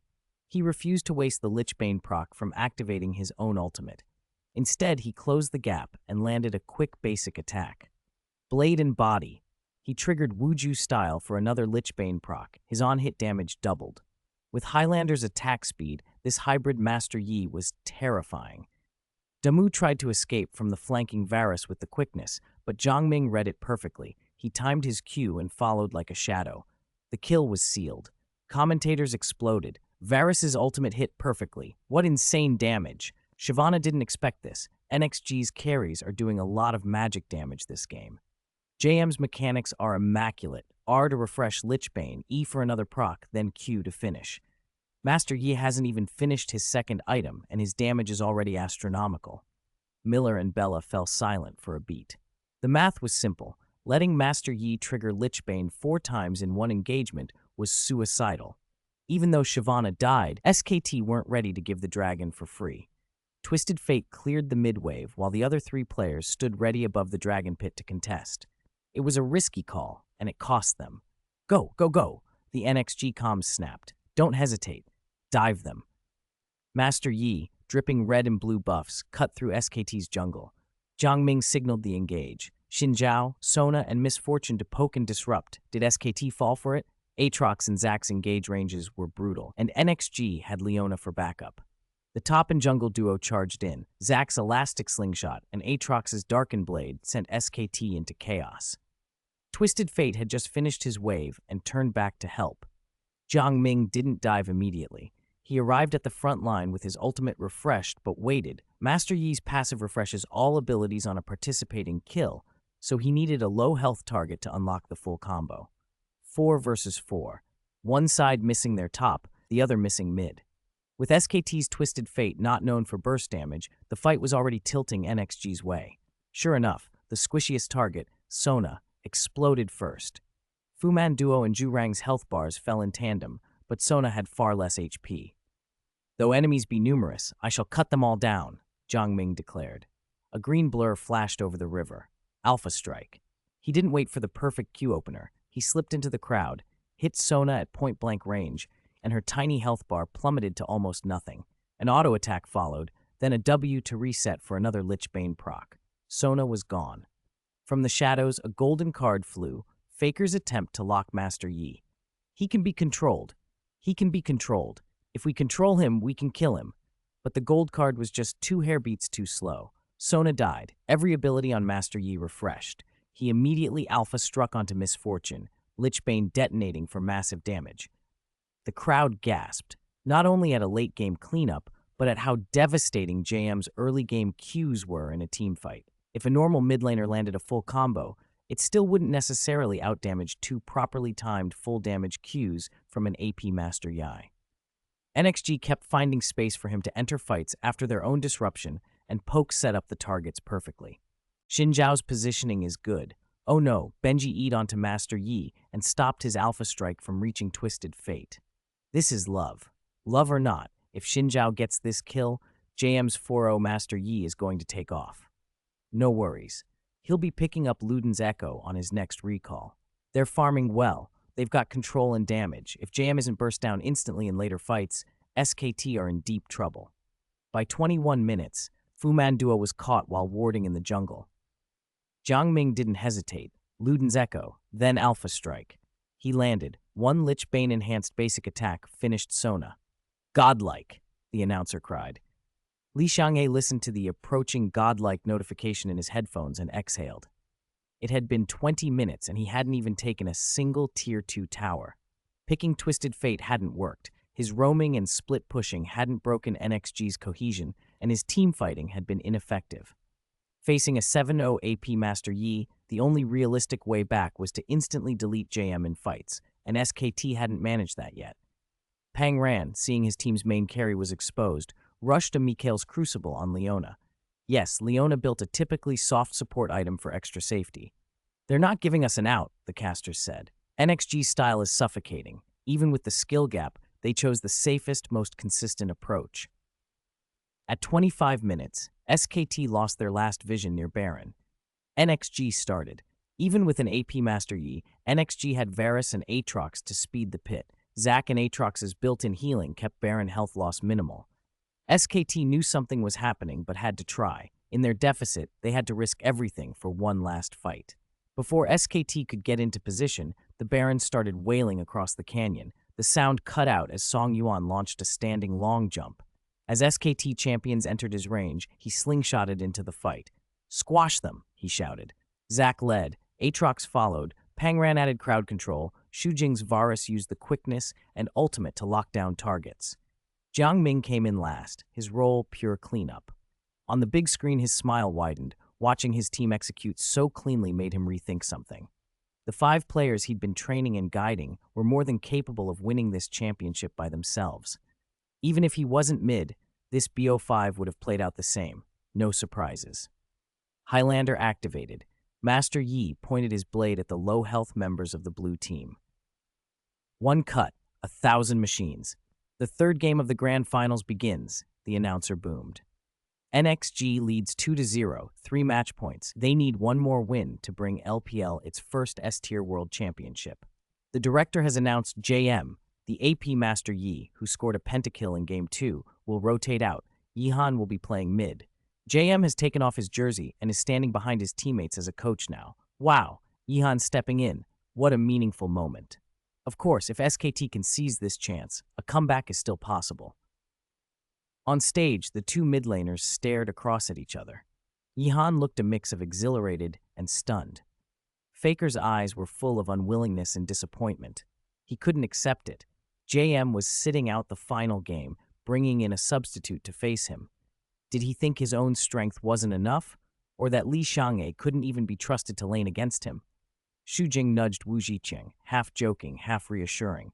Those commentators didn't do their homework. Yihan isn't a sub, he's our starting mid laner.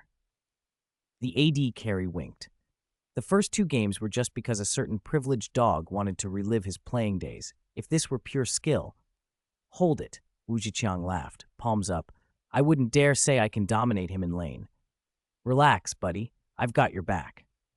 NXG, finish it 3-0, someone urged. Bring the championship home. Jiang Ming didn't join the banter. After the final draft, he stepped off the stage and walked to center court.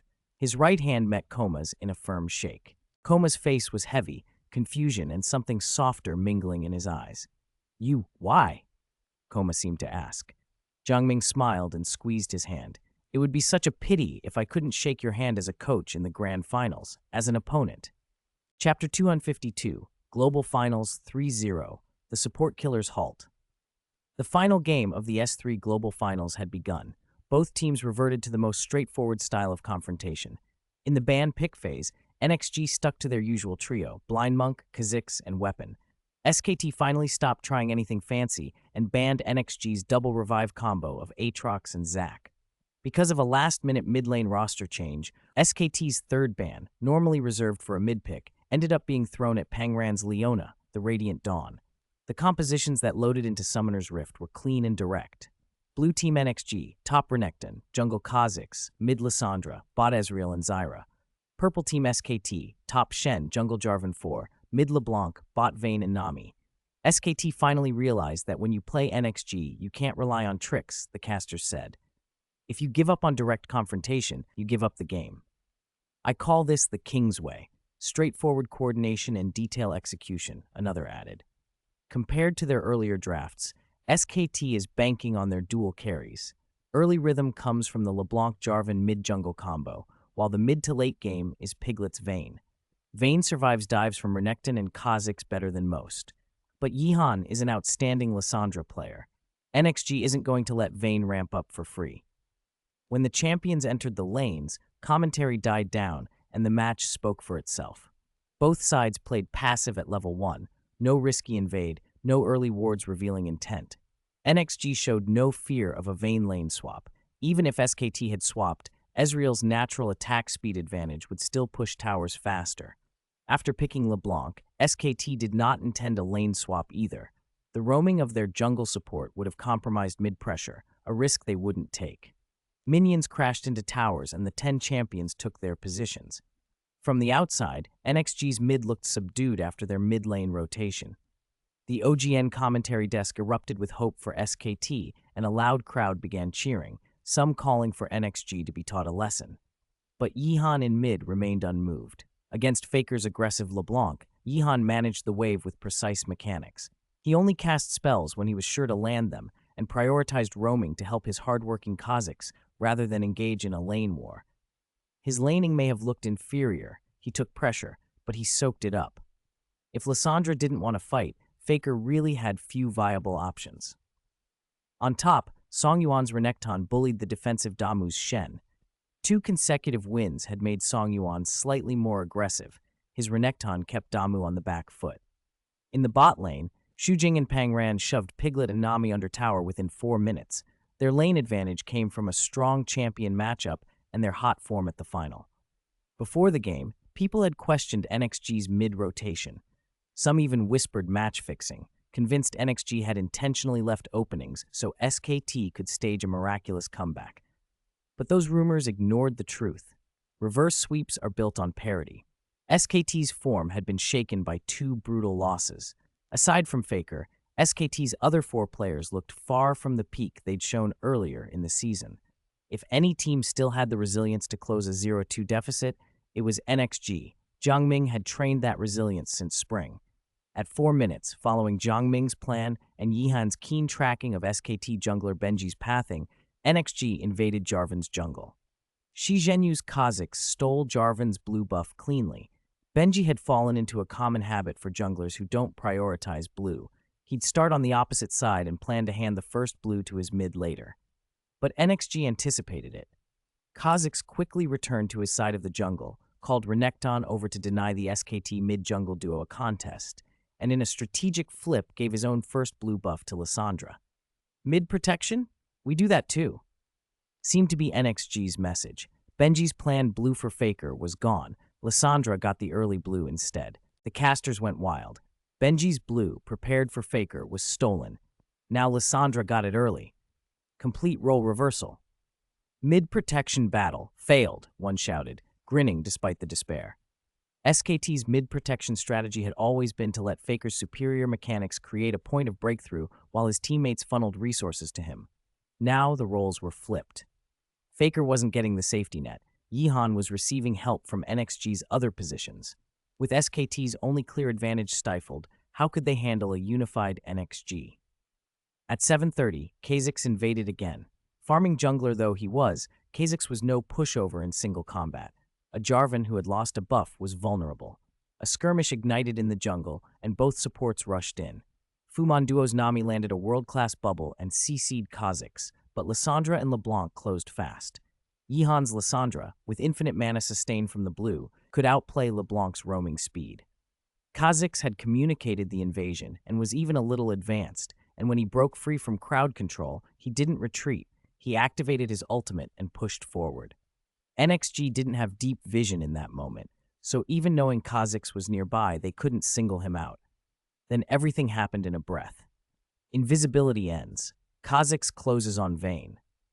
Stone is bold. Facing a three-person pincer, he's trying to counter-engage Vayne. Jarvan's EQ knockup was dodged with the quickness. Zyra drops her ultimate in the confined space. This is deadly. LeBlanc has entered the fight, targeting Zyra. Lissandra. Lissandra's Q actually came through the wall. No way. The crowd exploded. Lissandra's long Q had threaded the terrain and appeared in front of SKT's backline. In an instant, she was beside Vayne and Nami. Ring of Frost locked down the area, and Frozen Tomb sealed Vayne in place. Ezreal hit level 6, and Xu Jing's response was perfect. He used his ultimate, and then flashed into position. Players were pulling out signature plays all at once.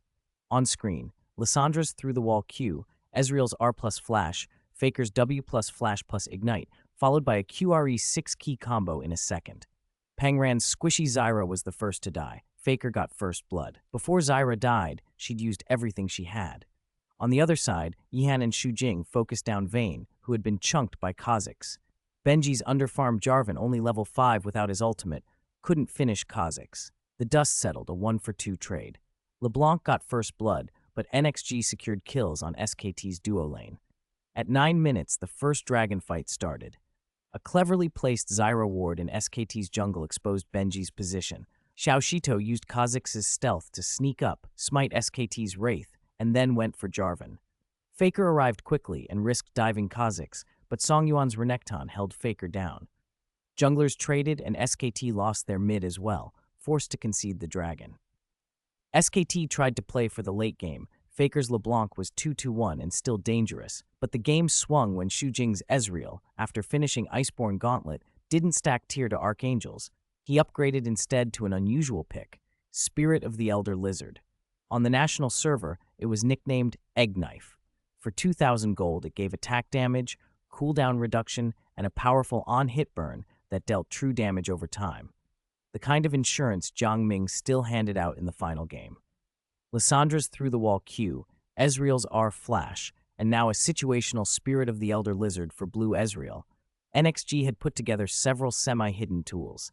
At 16 minutes in the replayed dragon fight, SKT was caught. Faker was trying to find opportunities, dodging Zyra's E and Lissandra's W, but couldn't avoid Ezreal's predictive Q plus R damage. With the Elder Lizard's burn, Xu Jing's combos hurt incomprehensibly. 2 spells plus the burn dropped LeBlanc near half health. The casters groaned. Faker's been suppressed. We've lost the right to contest this dragon. Vayne just finished Blade of the Ruined King, but Piglet can't carry this by himself. SKT couldn't wait.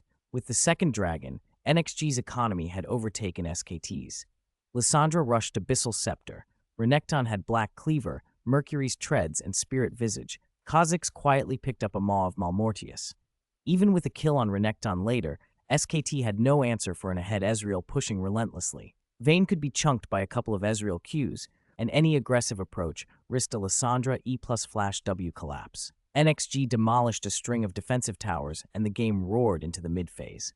Faker, breathing deep after building his items and tallying a 4-2 scoreline, led SKT toward NXG's upper jungle where the Baron area was dark. If NXG took Baron, SKT's last hope would be gone. Baron showdown, the casters shouted. But SKT only has one carry truly online, Faker. Vayne has Phantom Dancer, but the top, jungle, and support are underfarmed. NXG's core items are all there, and there's so much magic resistance on NXG's side. The decisive battle came at 28 minutes. Faker didn't go for a single target assassination this time. His WR double stomp had huge AoE damage inside NXG's formation. If Kha'Zix hadn't had Maw and if Ezreal hadn't used the quickness right away, both might have been taken out. But a calm, unflashy Lissandra, who only ever seemed to E plus Flash W into fights, managed to W 4 SKT members in the clash, an immaculate crowd control that cut SKT's follow-up to pieces. LeBlanc's AoE burned huge numbers, but her teammates were isolated by Lissandra and couldn't continue the damage. Ezreal and Kha'Zix burst LeBlanc down, and NXG then switched targets methodically. Song Yuan's Renekton activated his ultimate and charged into SKT's backline, except one player was already one step ahead.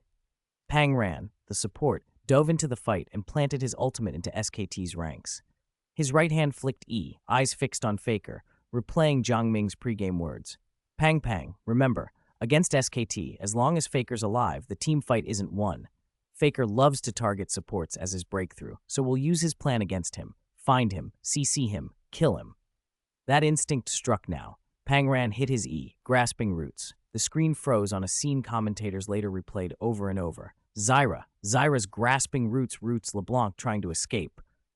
Low-health Faker is chased down and finished by Kha'Zix. On the front line, 3-item Ezreal has far more damage than Vayne. Vayne dies, ulted and gone.